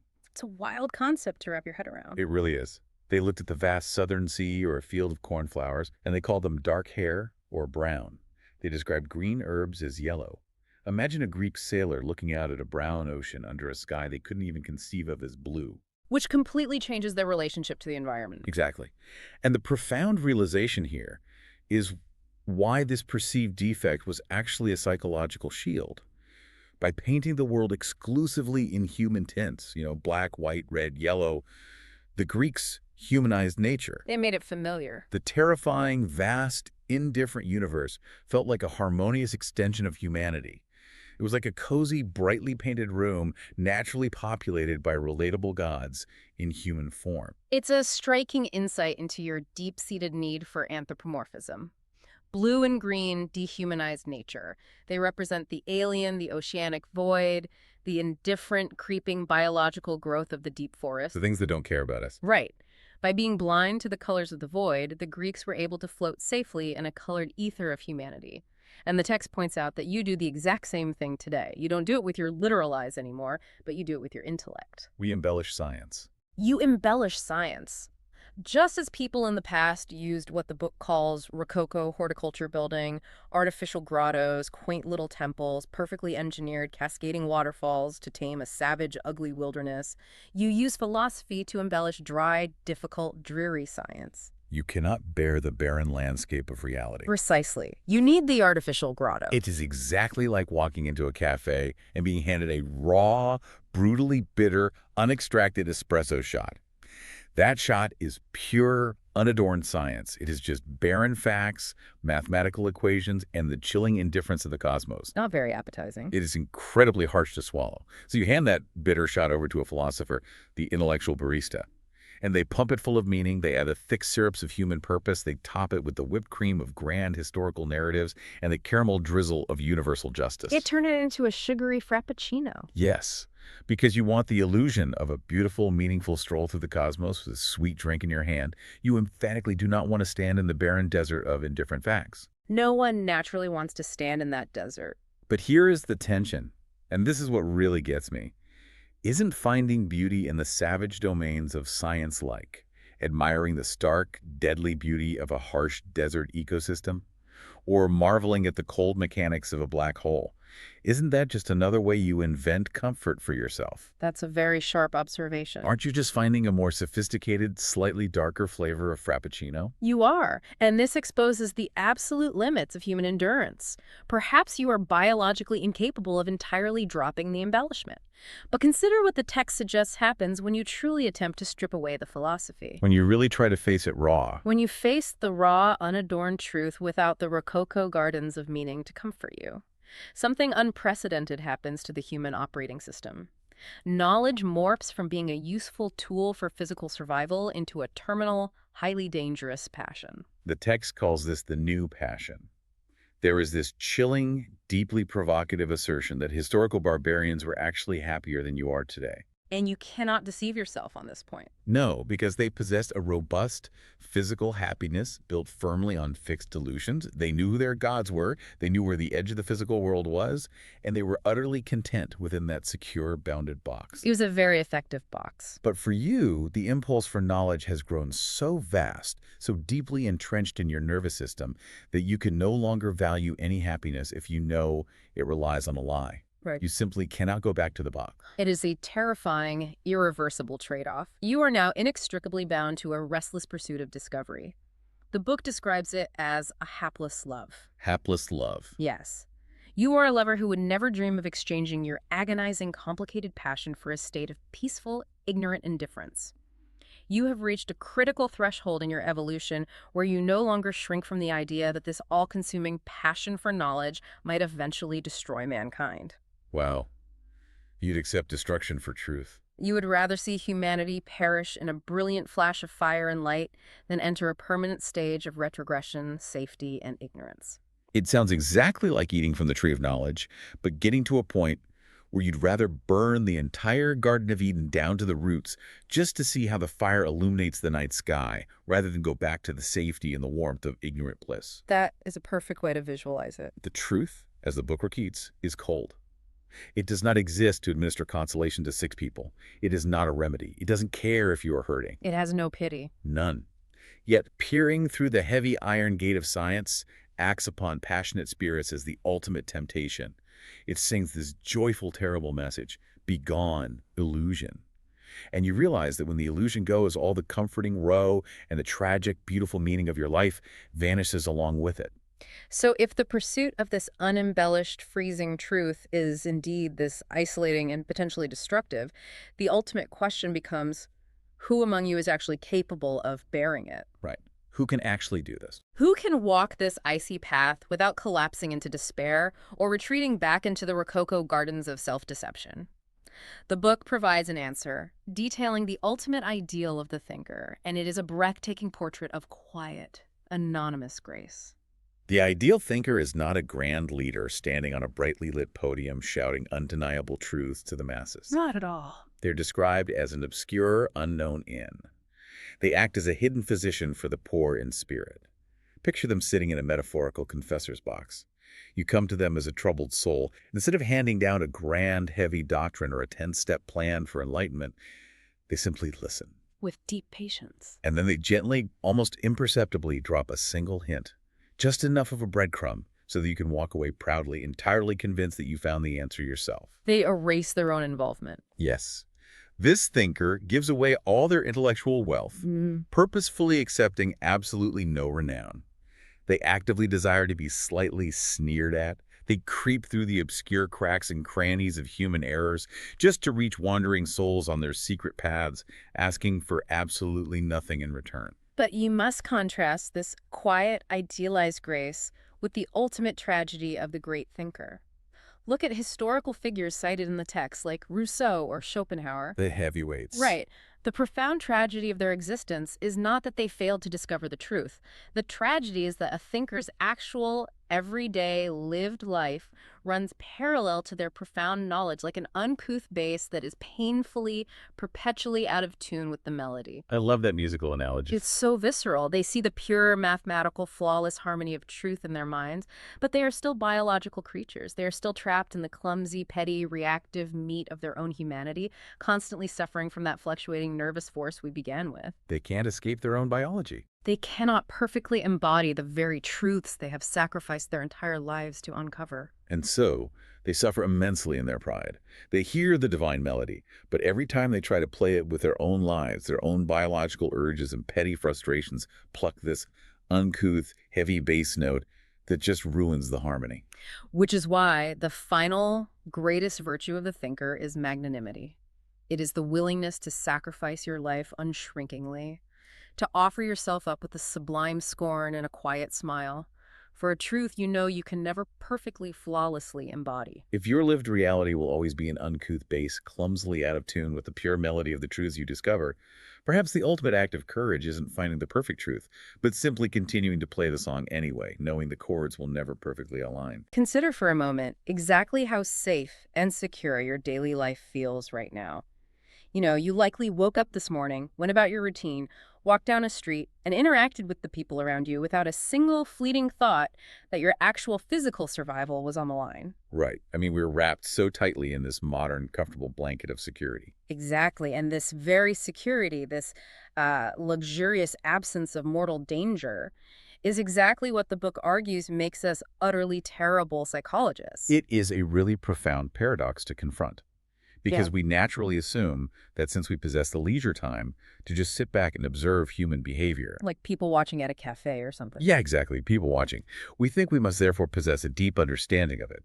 But if we draw a historical comparison from the book to a figure from antiquity, say the Roman Emperor Tiberius, that modern illusion just shatters. It really does. Because when Tiberius studied the character and the political methods of his predecessor, the Emperor Augustus, he wasn't doing it out of casual curiosity. Oh, not at all. He had to understand the minute psychological tics, the hidden motives, the unspoken fears, and the exact machinations of Augustus with absolute perfection. His life literally depended on it. His life, his power, his entire possession of the known world depended on that psychological accuracy. I mean, he was surrounded by a court where a misread expression could mean poison in his wine cup. The stakes were absolute. There was absolutely no room for a misunderstood motive when the penalty for that misunderstanding was death. And because the stakes were absolute, Tiberius developed a psychological acuity that would put the wisest modern historian to shame. Today, relatively speaking, we live in a state of supreme safety. So we just survey our fellow human beings as a mere hobby. Right. We observe from habit. But we never observe with the laser-focused intensity we would summon if someone put a knife to our throat and whispered the ultimate ultimatum, discern or perish. Discern or perish. That phrase just completely rewires the lens of human observation. It really does. It's the difference between taking a leisurely stroll through a manicured city park versus navigating a deeply treacherous, wild jungle. That's a great way to put it. Because in the city park, you might casually notice, oh, a nice flower or a uniquely shaped cloud, but your mind is mostly wandering. You are safe. Your environment demands nothing of you. Right, you're not on high alert. Exactly. But drop that exact same person into a jungle where every shadow could conceal a lethal predator. Suddenly, your sensory inputs are dialed up to maximum capacity. You notice every single snapped twig. Yes. You perceive the subtle shifting direction of the wind. You register the sudden silence of the birds. You become a master observer, strictly because your continued existence demands it. And the book points out that we treat psychological truths today like winged dreams. We assume an attitude of contempt toward them, feeling as though we can just wake up from these truths whenever we please because they don't threaten our survival. But without that jungle, without that relentless, vital pressure, our perceptive abilities actively degrade, don't they? They do. And this lack of acute daily perception is precisely how our souls slowly fall into ruin. Which is fascinating because we usually look for massive traumatic events to explain why a person's spirit or mind ultimately breaks down. Yeah, we always look for the catastrophic failure. But the book argues that chronic illnesses of the soul, much like chronic illnesses of the body, very rarely happen from one giant offense against mental reason. So how do they happen then? They happen from innumerable and petty negligences. Just minor negligences of a minor order, repeating day after day, week after week. Let's trace the logic there. How exactly does a soul degrade through minor negligences? I mean, what does that look like in practice? Well, think of it through a physical mechanism. Imagine a person whose breathing becomes just a tiny, imperceptible fraction weaker every single day. Okay. They inhale just a little bit less air than they actually require to oxygenate their blood fully. Over time, their lungs, deprived of their proper full exercise, slowly atrophy. So their cellular health just quietly declines. Exactly. And eventually, they are struck down by a severe chronic respiratory disease. The book suggests the soul degrades in the exact same invisible, incremental way. A tiny compromise of your values here, a small habit of resentment there, it just accumulates. It accumulates until the structure collapses. Which means the cure must be equally instrumental. If the disease of the soul is slow and petty, the cure must be equally slow, trifling, and minute. You don't cure that chronic, shallow breathing with one giant, dramatic gasp of air. Right, you need minor, unremitting exercises of a contrary tendency. The book actually suggests that if you breathe too shallowly, you literally need to choose a clock that strikes every 15 minutes to serve as a lifelong companion. I love that example. Yeah, every time it chimes, you are reminded to lie flat on the ground and take a long, deep breath. To modernize that, it's like the psychological equivalent of setting a recurring alarm on your phone to correct your posture, but doing it for your actual character. It is a really compelling argument for the radical transformative power of micro-habits applied directly to morality. We simply cannot rely on sudden, dramatic revolutions to heal the inner life. So, for instance, if you are the kind of person who habitually snaps at the people around you, say, you utter a cold, angry word to your surroundings 10 times a day without even consciously thinking about it. Which is easy to do when you're stressed. Oh, absolutely. But you forget that over a span of a few years, you will have built this monstrous, unshakable habit of putting everyone around you out of temper. And you can't just declare yourself a benevolent saint one morning and expect it to hold. No, because the neural pathways are already dug. Yeah. You must consciously, painstakingly build a contrary habit of doing good to them 10 times a day. You have to do the grueling, microscopic work of daily habitual change. But here's where the book takes a really sharp turn. If we're to undertake this microscopic work, if we are to train ourselves to observe the minute daily details of our inner lives with that kind of acute jungle-level precision. We have to change how we look at the outside world too, right? Exactly. We must completely dismantle how we observe the external world. Specifically, we have to rebuild how we judge others. Especially the people that society has neatly categorized as bad or dangerous. Wait, I need to pause here because this pushes into deeply uncomfortable territory for a lot of people. It does. It really challenges our foundational ethics. Right, because usually society dictates a very strict, uncompromising rule for aesthetics.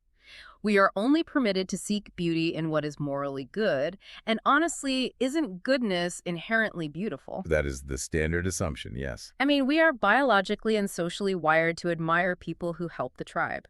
When you witness an act of pure charity or observe a person who perfectly obeys the law and selflessly helps their neighbor, doesn't that naturally strike us as the highest form of human beauty? It is incredibly comforting to think so. Mm. But we must ask ourselves if we are just confusing utility with beauty. Confusing utility with beauty, that's a heavy distinction. The book asks us to attempt to look at dangerous or morally questionable men, not with reflexive moral outrage, but with the detached, uncompromising eye of a master artist observing nature, Like looking at a painting. or looking at a savage, wild landscape. Imagine a rugged, incredibly dangerous coastline being battered by a fierce storm, illuminated only by sudden flashes beneath heavy, dark thunderclouds. It's terrifying, honestly. It is lethal. It is objectively terrible for human survival. You would not want to build a house there. Yet, it possesses its own bold, daring lines and magnificent, luminous effects. It is undeniably, terrifyingly beautiful. It has a raw majesty that a perfectly manicured, safe suburban lawn just cannot possess. Precisely. And we are generally forbidden from enjoying the dangerous human being in this same aesthetic way, strictly because of our heavy moral conditioning. Because it feels wrong to admire someone who is detrimental to society. Exactly. But if you possess the intellectual courage to step back, the perfectly well-behaved, lawful man, the one who conforms to every rule, who never exhibits a jagged edge, who never disrupts the social order. He might actually look a bit boring. Worse than boring. The book suggests he might look like an error of drawing by comparison. Next to the wild, stormy coastline of the dangerous man, the perfectly good man can appear as a mere caricature. Wow. He offends the artistic eye like a defect in nature because he lacks the profound, dangerous depth of actual human existence. We have found so little beauty in the world precisely because we have been compelled to look for beauty without either flesh or bones. Think about your own workplace or your family gatherings for a moment. Just consider how much of your actual personality, your, jagged edges you're compressing just to fit into the good mold that society demands. It's exhausting. It is. Society acts like a Procrustean bed of virtue. Oh, the Procrustean bed, that's a perfect analogy here. Right. For those unfamiliar, the Procrustean bed refers to a gruesome Greek myth where a host would stretch you on a mechanical rack if you were too short for his bed, or violently chop off your legs if you were too tall. Everything must be made to fit the exact same uniform standard. Exactly. Society violently forces everyone to fit the exact same mold of goodness. Which means society forces everyone into a state of constant dissimulation. We all wear masks just to survive the rack. So the dangerous man in society is forced to restrain himself. Yes, he undergoes a kind of martyrdom just to participate in civil life. Hmm.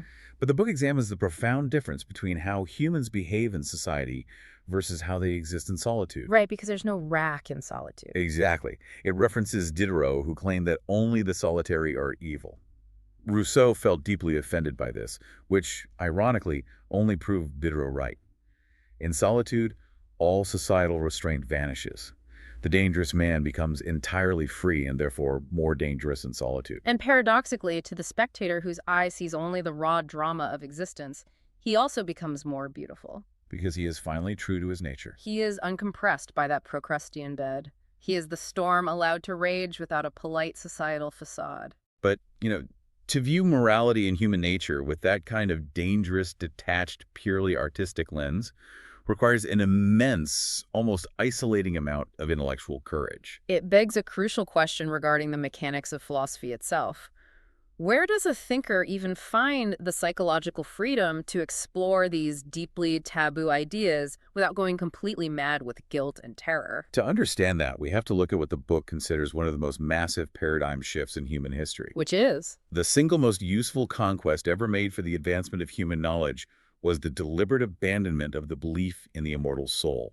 That sounds initially like a purely theological point, but the psychological mechanics of it are staggering. They really are. If you genuinely believe your soul is immortal, and that one wrong thought, one incorrect philosophical exploration, will literally condemn you to an eternity of unbearable physical and spiritual torture. You are paralyzed. You are playing the game of life in hardcore mode. The physiological pressure is unimaginable. Every intellectual decision is rushed, driven by absolute paralyzing terror. You certainly don't have the luxury of time to ponder the aesthetic beauty of a savage soul when eternal hellfire is breathing down your neck. No, you have to swallow badly tested, socially approved ideas just to feel safe.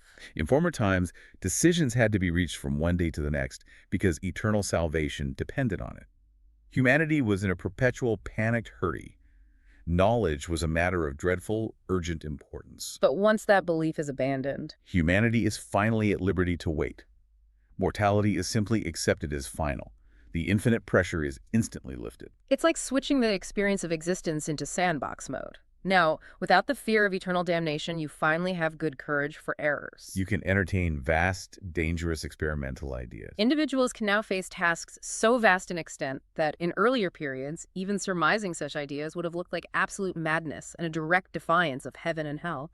We finally have the right to experiment upon ourselves. It is a profound liberation. But, and this is the big bit, but even with this newfound freedom, even without the fear of hell, are we actually capable of seeing objective truth? This is where the book issues a pretty devastating warning about the fundamental biological flaw within the observer themselves. Because we like to flatter ourselves, right? Oh, absolutely. Oh. We love thinking of the freed intellect as a perfectly clear, unblemished mirror reflecting the objective universe.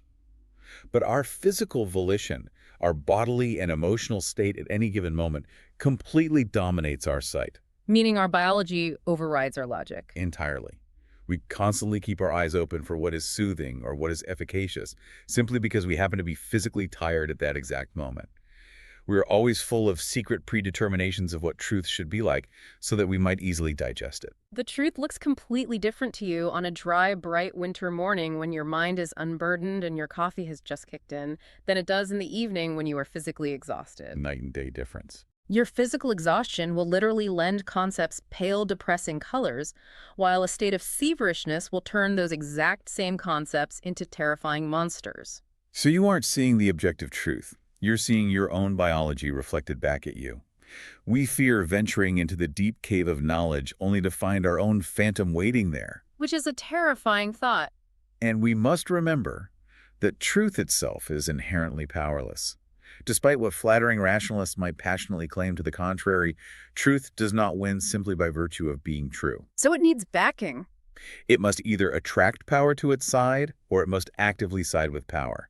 Otherwise, it simply perishes again and again. If truth is this subjective, physically dependent, incredibly elusive thing that requires brutal intellectual combat and alignment with raw power just to survive, Which it does. what is the psychological toll on the people who actually dedicate their entire lives to hunting it? I mean, what happens to the nervous systems of the great thinkers of human history who bear this burden? The toll is immense, and it requires stripping away all the romanticism we typically associate with genius. To illustrate the brutal physical and emotional costs, the book looks at a contrasting comparison between two monumental philosophers, Immanuel Kant and Arthur Schopenhauer. Kant is described as merely a head, isn't he? Yes, merely a head. He was an honest, honorable man in the best sense of the words, but entirely insignificant in terms of actual messy, passionate life experience. Think of Kant's famous daily walks in Königsberg.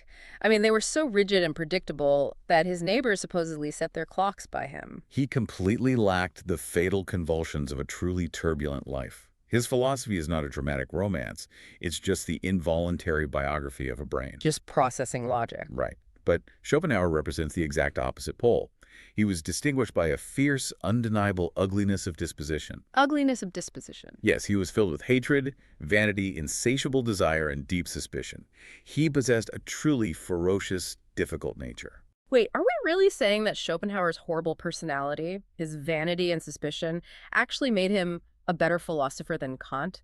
Because that sounds like a highly convenient excuse to justify being a terrible person. It sounds like it, sure, but it is not a justification of his morality. It's an observation of his philosophical utility.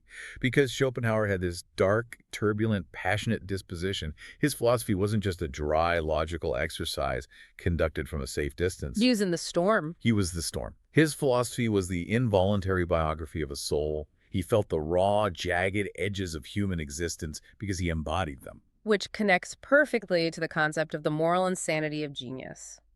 the lofty flights of these great intellects, their ability to soar into the far distance of human thought, to question the very fabric of reality without the safety net of societal norms or religious salvation. It comes at a severe price. Almost always paid for by severe physiological defects. We are talking about chronic nervous complaints, actual heart disease, and profound systemic breakdowns. The physical machinery of the human body is simply not designed to sustain that level of constant, piercing observation and existential deconstruction.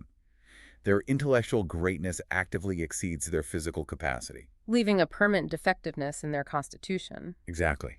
When the genius dwells within them, they are like an eagle full of audacity, almost mad, entirely heedless of health, life, and honor.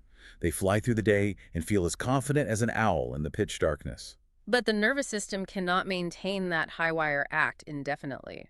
When the genius inevitably leaves them, the neurochemical crash is catastrophic. They are instantly overcome by a feeling of the most profound despondency.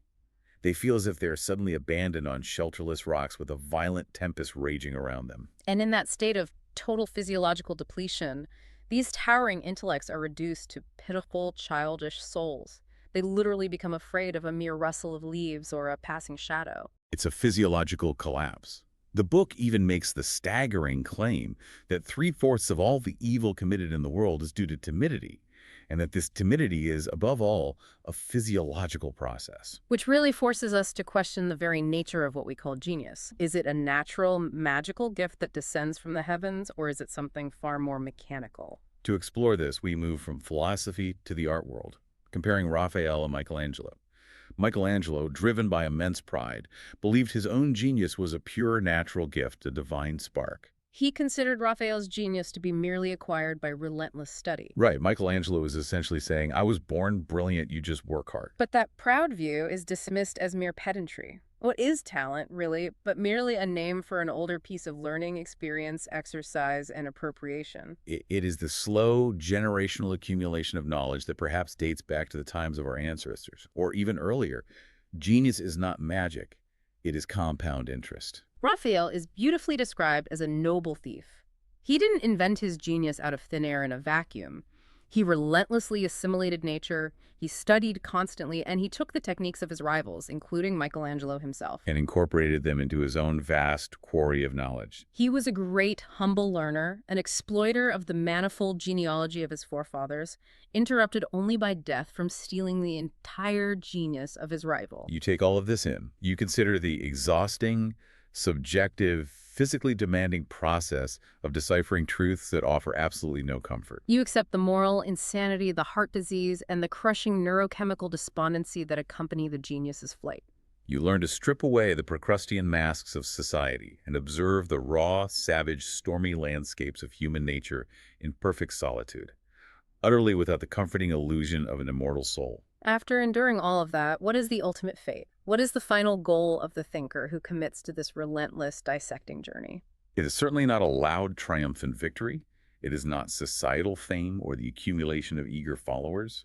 No, the goal is to slowly, very, very slowly, become hard like a precious stone, to at last lie still and be a joy to all eternity. You know, if you imagine the most brilliant, uncompromising mind you can possibly think of, Okay. someone who spent their entire youth just violently shattering the status quo, Right. tearing down comfortable societal illusions with this absolute merciless precision. Mm-hmm.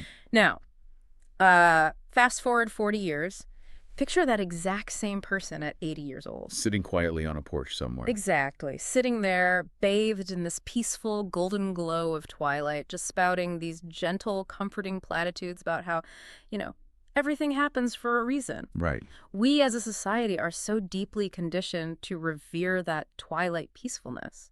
We look at that softened stance and we instinctively call it profound wisdom. Yes, we assume it's the result of a long life. Right. We assume that because they've lived a long time, their quietness must be some distilled transcendent truth. But bringing all the threads of the book together as we reach this culminating point in its philosophy, what if that peacefulness isn't wisdom at all? It's a terrifying thought. Yeah. What if what we are actually revering is just pure, unadulterated physiological exhaustion? That is the deeply unsettling premise the book confronts you with right here. It demands that you entirely strip away the romanticism we usually attach to aging. Mm-hmm. You have to look at the sheer biological reality underneath. The argument here warns you explicitly not to let the weariness of the evening act as a judge of the day. Because it's a completely different state of being. Exactly. It suggests that old age assumes a new, highly deceptive, and honestly charming morality. And the terrifying part is how effectively it uses that peaceful twilight glow to humiliate the rigorous, active work of the day. It humiliates their own youth. Yes, the analytical work of the thinker's earlier years gets cast aside. I mean, I'm really struggling with the sheer cynicism of this perspective. Are we seriously asserting that a lifetime of accrued experience, the softening of a person's sharpest edges, is entirely a biological illusion? He sounds harsh. It feels almost cruel to anyone who is just seeking a sense of peace in their later years. It is severe. But you really have to consider the biological mechanism at play here. The reverence you hold for an elder sage completely blinds you to their physiological deterioration. You don't see the fading machinery. Right. The book calmly asks you to uncover the physical phenomenon that is carefully concealed behind these moral judgments. When an aging thinker suddenly claims a great moral renovation. Or they say they suddenly see the world with perfect harmonious clarity. Precisely. It is rarely a genuine intellectual breakthrough. It is lassitude. Their intellect is physically fading. Wow. They simply no longer possess the neurological energy required to rigorously test their thoughts. They can't scatter their seeds abroad or actively seek out true deadly opponents anymore. Opponents who would actually challenge their doctrines. Exactly. They don't want the fight. They just want to enjoy their thoughts. So they substitute comfort for truth. It's like taking a breathtaking, high contrast, perfectly focused photograph of reality. With all the harsh details. Right. With all its brilliant, rigid truths. And then, just because your eyes are tired, you slap a heavily blurred golden hour Instagram filter over it. That's a perfect way to look at it. You soften the uncompromising edges of those daring early ideas and bathe them in this misty, palatable sweetness. It literally makes physical and mental fatigue look like deep insight. And the most dangerous aspect is how that metaphorical filter deceives the thinker themselves before it ever deceives you. They believe their own illusion. Entirely. Based on a mere physical feeling of restful well-being, the aging thinker looks back on their life's work and begins to decree rather than to prove. Because proving takes energy. Immense, sustained energy. Decreeing just requires authority. They strip away the vital dryness and coldness of their original logic.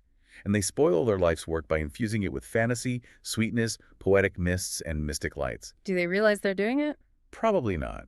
The book specifically points to figures like Plato or Auguste Comte as tragic examples of this exact softening in their final years. Oh, wow. They surrender the severe demands of philosophy for the comforts of mysticism, simply because they are tired. But wait, if this fatigue makes them soften their ideas, where does all their remaining energy go? Because, people like that don't just disappear into the woods. No, they don't. They often get much louder and much more prominent in society as they age. That is precisely the shift. They stop trying to prove their ideas and start trying to enforce them. They shift from innovation to institution building. Interesting. The book identifies this as the third symptom of fatigue. When an aging thinker realizes their time is rapidly running out, their ambition fundamentally changes. How so? In their youth, that ambition was ethereal, insatiable. It was constantly seeking the thrilling, invisible victory of refuting a flawed argument. But as they grow old, that ambition snatches at coarser, much more immediate gratifications. They want something physical. Yes. They trade the victories of the mind for the desire to build monuments, specifically founding institutions that bear their name. Wait, I need to push back on this a little bit. Isn't building a lasting institution universally considered the ultimate success? By society standards, yes. Like, think about a brilliant tech founder. After years of this restless, chaotic innovation, they eventually settle down. They build a massive, monolithic corporate headquarters. They establish a rigid culture and demand absolute, unquestioning loyalty from their employees. We call that building a legacy. Is the book saying that seeking a legacy, creating that temple of stone, is actually a symptom of intellectual surrender? It is the ultimate surrender. The book draws a razor-sharp contrast between this worldly institutional power and a much rarer, infinitely higher achievement. It calls it victory over power. Right, victory over power. Yes. Think about the psychology behind the monument. The aging thinker demands a pompous train of uncritical followers because they can no longer bear the isolation of true inquiry. They need the echo chamber. Exactly. They effectively canonize themselves. They set up a boundary stone that reads, "Thus far and no farther." And by demanding that their followers stop questioning and simply obey, they sign their own intellectual death warrant. Wow. The hour hand of their genius stops moving completely. So the monument isn't a symbol of their enduring genius at all. It's the tombstone of their curiosity. That is exactly what it is. Now, compare that to Victory Over Power. The book argues that the highest form of genius does not wield power over others. Right. It doesn't create grand external works, and it certainly doesn't build durable edifices just to keep its own god alive. Yeah. The highest genius is the power the individual uses on themselves. Internal power. Yes. It is absolute terrifying self-control. Yeah. It is the agonizing, meticulous purifying of their own imagination, Yeah. the strict ordering and selecting of their inspiration. But I mean, that victory happens entirely in the dark. It does. If you master yourself to that degree, there are no witnesses. There are no singers composing epics about you, and there are certainly no stone temples built in your honor. Humanity rarely recognizes it. Right. The greatest mind remains completely invisible, while society worships the person who merely built the biggest building. That completely upends how we define success. We usually measure genius by the size of the shadow it casts on society. And this is saying true genius casts no shadow at all. That's fascinating. And because almost no one can bear that kind of dreadful isolation, we have to ask what people substitute it with. If true intellect requires this cold, invisible self-mastery, what happens to the people who can't handle it? They fake it. They substitute it with passion, masquerading as truth. If an intellect cannot bear the severe discipline of invisible self-control, they become what the book heavily critiques as an enthusiast. An enthusiast? Yes, these are people who use their passion, their ecstasy, and their emotional fervor as the very justification for their beliefs. They effectively bully simple, honest knowledge into submission through the sheer volume of their emotional display. Oh, this maps so perfectly onto the reality you see every single day, especially in digital spaces. Yes. If you've ever watched a viral internet debate, you know exactly what this looks like. The person shouting the loudest or crying the hardest or displaying the most righteous outrage, they automatically claim an absolute monopoly on the truth. They do. They genuinely project this idea that anyone who isn't in a state of sheer ecstasy or moral panic couldn't possibly understand reality. The book describes them as using colored images where arguments are needed. They literally darken the truth by blinding you with emotional light. Yes. And you have to understand the underlying mechanism of why they do this. The book identifies this state of ecstatic passion, not as an abundance of feeling, but as a form of deep intellectual depravity. Depravity. Yes. These enthusiasts actually possess a highly irritable, subtle, evil conscience. Deep down, they hear the quiet voice of better knowledge questioning their fervent beliefs. But they drown it out. Exactly. Instead of listening, they try to cast suspicion on reason itself. They treat critical thought, science, and rigorous analysis as if they were diseases. They will gladly falsify history and deny the virtues of anyone who disagrees with them just to force the world to testify in favor of their personal idols. So they want the aesthetic of truth, but without the agonizing labor of actually finding it. Yes. The book beautifully contrasts this modern emotional depravity with the intellectual culture of the ancient Greek philosophers. For thinkers like Plato and Socrates, at least during their vibrant youth, before the fatigue set in philosophy was a severe, absolutely sober sport. The spores. Yes, the back and forth of rational thinking, the dialectic. It wasn't a traumatic emotional event. It was an omnipotent new taste that thrilled them. It was a rigorous, joyful game of generalizations and refutations. It required stamina. Immense stamina and a complete detachment from personal ego. But modern people seem to fundamentally chafe under the strict necessity of logic. It's too cold for them. It's too demanding. Right. If you look at how people want to identify themselves today, they want to bypass all that hard work. They want to be labeled as deeply intuitive beings who are just naturally gifted with an inner sense. They want to be artistic natures. Exactly. Like they have some divine demon in their bodies granting them special rights to the truth. They ultimately demand the divine privilege of being incomprehensible. If you ask them to explain their logic, they just claim you don't have the emotional capacity to understand them. Which brings us to a piercing insight the book offers. What these passionate modern pseudo-philosophers are actually looking for isn't philosophy at all. What are they looking for? Philosophy is the rigorous search for truth. What they are searching for is religion. Oh. They want the warmth of a congregation, the absolute certainty of dogma, and the emotional high of worship.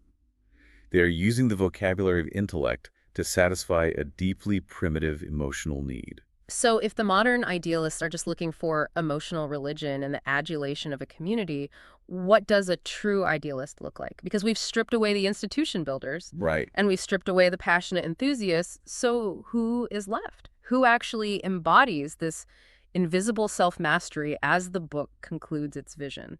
The book provides a breathtaking answer in the figure of Epictetus, the enslaved philosopher. It paints this incredibly vivid portrait of what genuine, uncorrupted fortitude looks like. Okay. Unlike the modern idealist who boasts, expands, and desperately wants to disturb others with their grand theories of the universe, Yeah. Epictetus is defined by his silence. He's quiet. He is laconic. He holds his treasure bravely in his own hand, defending himself entirely alone against the outer world. You know, what really strikes me about that description is his complete lack of grandiosity. There is no fanaticism there. None. There isn't even the fear of God. He doesn't wait for divine grace to be handed down to him. The book points out how he contrasts with people who live their lives in hope of unspeakable glory, constantly expecting presents to be made to them from above. Right, he expects nothing. Epictetus already possesses his best treasure within his own mind, and he just defies the world to try and take it away. It makes philosophy sound less like a grand theory explaining the cosmos and more like a deeply personal, almost desperate survival mechanism. A survival mechanism, or perhaps even more fundamentally, an instinct for a physical regimen. A regimen. Yes. This is where the book introduces the profoundly disruptive concept of circuitous routes. We tend to think of grand philosophical systems as the product of pure, disembodied reason grasping at universal truths. Sure. But the book suggests that a person's entire philosophical framework might simply be their intellect transposing a physiological impulse into reason. Let me make sure I'm grasping the mechanics of this because it is fascinating. Go ahead. You're saying that if I have a deep bodily craving for, say, a mild sun, a cup of hot water, quiet walks, and a very simple soldier-like routine, my ego can't just accept that I am a simple creature with basic physical needs. Exactly. So my brain takes a circuitous route. It invents a massive, incredibly complex philosophical system about the nature of the universe just to logically persuade me that living a quiet, solitary life is the highest moral good. Yeah. It's an elaborate intellectual justification for wanting to take a nap in the sun. Think about how effectively the brain protects the ego through that mechanism. If you simply say, I am tired and I want to sit in the sun, you are admitting frailty. You are just a biological organism seeking comfort. Right. But if your brain invents a complex ethical framework that proves the universe inherently rewards stillness and that loud, bustling cities are spiritually corrupt, suddenly your desire for a nap isn't frailty. It is a moral victory. That's brilliant. The book suggests that the vast majority of our grand philosophical systems are exactly this. Biological frailties dressed up as cosmic truths. And within that highly customized regimen, the thinker takes on a very specific role. They become what the book metaphorically calls a gardener of impulses. I want to play with this gardener analogy for a moment because it fundamentally changes how we view our own emotions. Usually we think of our emotions as things that just happen to us, like the weather. But if you are the gardener of your own impulses, you look at the raw seeds of your anger, your pity, your vanity, or your tendency to brood. You don't just passively experience them, and you don't necessarily have to eradicate them either. You cultivate them. You have choices. You can cultivate your anger meticulously, pruning it into a neat, sharp little French topiary, or you can let nature take its course and just trim the edges so it doesn't take over the yard. Or let it grow wild. Yeah. You can let those plants spring up in total chaos and fight out their battle among themselves, perhaps using that overgrown thicket of wild emotion to keep intruders out. The core point is, we are free to do this. We are not complete, unchangeable facts. And what is remarkable about cultivating that internal garden is that it is an incredibly cheap life. It requires absolutely no expensive pleasures, no grand monuments, no audience. It's time. It requires only solitude, simple food, and the companionship of the dead, meaning dedicating your time to seeking out the greatest minds of the past through their enduring thoughts. But to live this solitary, carefully gardened life demands a radical, almost shocking inward focus. It requires you to adopt what the book provocatively terms ideal selfishness. Ideal selfishness. That sounds like a complete oxymoron. We are taught from birth that selfishness is the ultimate moral failing. We are. But the book uses a very specific, deeply intimate metaphor to explain the mechanism behind it, the sacred state of pregnancy. Oh. True ideal selfishness is acting with the silent, unwavering conviction that everything you do, every choice you make, is for the benefit of something mysterious that is generating within you. Think about how that alters your daily behavior. You suppress the angry word, you forgive easily, you shun your own harshness. Yes. But crucially, you aren't doing these things out of pure altruistic goodness toward others. You are doing them to protect the internal environment. Exactly. You are terrified of instilling a single drop of unhappiness or bitterness into the beloved unknown idea that you are gestating.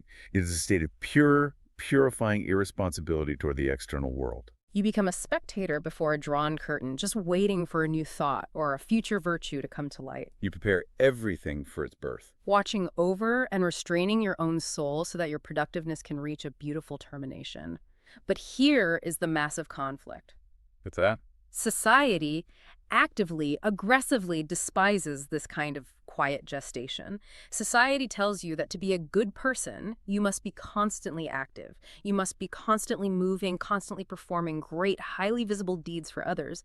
How do you reconcile this inward, silent pregnancy with the world's endless, screaming demand for action? You don't reconcile it. The book shatters the world's demand entirely. It introduces the concept of the flight from oneself. The flight from oneself. The argument here is that the lust for action, the desperate, ceaseless need to perform great deeds, is very often a pathological condition. It is a disease. A disease. When we look at figures historically defined by their relentless, world-conquering action men, like Alexander the Great, Julius Caesar, or Napoleon, we call them heroes.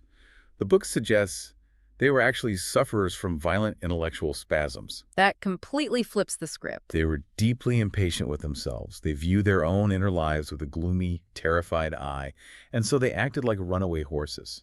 So they sought external actions because actions detached them from themselves to an even greater extent than thoughts or feelings ever could. Exactly. The desire for performing great deeds is exposed at its very bottom as nothing but a frantic, cowardly flight from one's own self.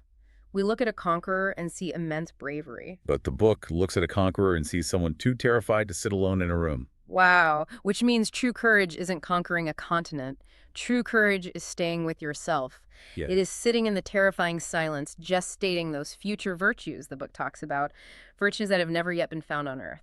And to reach those future virtues, to genuinely gestate them and bring them into the world, the thinker must evolve beyond the confines of the land entirely. They must become what the book beautifully and finally terms an aeronaut of the intellect. An aeronaut. This is the sweeping, overarching image that serves to culminate everything the book has been building toward. It paints a picture of daring birds, launching themselves off the safe, known cliffs, flying endlessly out into a vast, completely uncharted sea. And as they fly, the book notes the tragic reality we discussed at the very beginning. Many great teachers, many brilliant predecessors eventually get tired. Their physiology fails them. Right. They find themselves utterly unable to continue their flight, and they perch on a narrow mast or a rocky ledge, profoundly grateful for the miserable temporary accommodation. It is the exact fatigue of old age we started with, the sudden desire to set up the boundary stone and say, I've gone far enough. The great thinkers pause, exhausted, demanding to be worshipped for how far they made it. But to the true aeronaut of the intellect, to the one practicing that invisible self-mastery, that exhaustion doesn't matter in the slightest. Other birds will simply fly further. Exactly. The minds and the hopes of these relentless aeronauts vie with the older birds, rising far above their heads, far above their monuments, and far above their failures. They look out into the distant horizon where all is sea, nothing but an endless, terrifying expanse of sea. The overarching message woven through all of this, as we reach the culmination of the text, is the overwhelming, undeniable power of the passion that urges us westward. Right. We fly precisely in the direction where all the sons of humanity have previously set. We steer our minds westward, hoping against hope to reach India, but fully, soberly aware that we are perhaps fated to be wrecked on the infinite. If so, at this point we must deeply consider what happens when our own wings finally falter over that endless sea right away as we continue.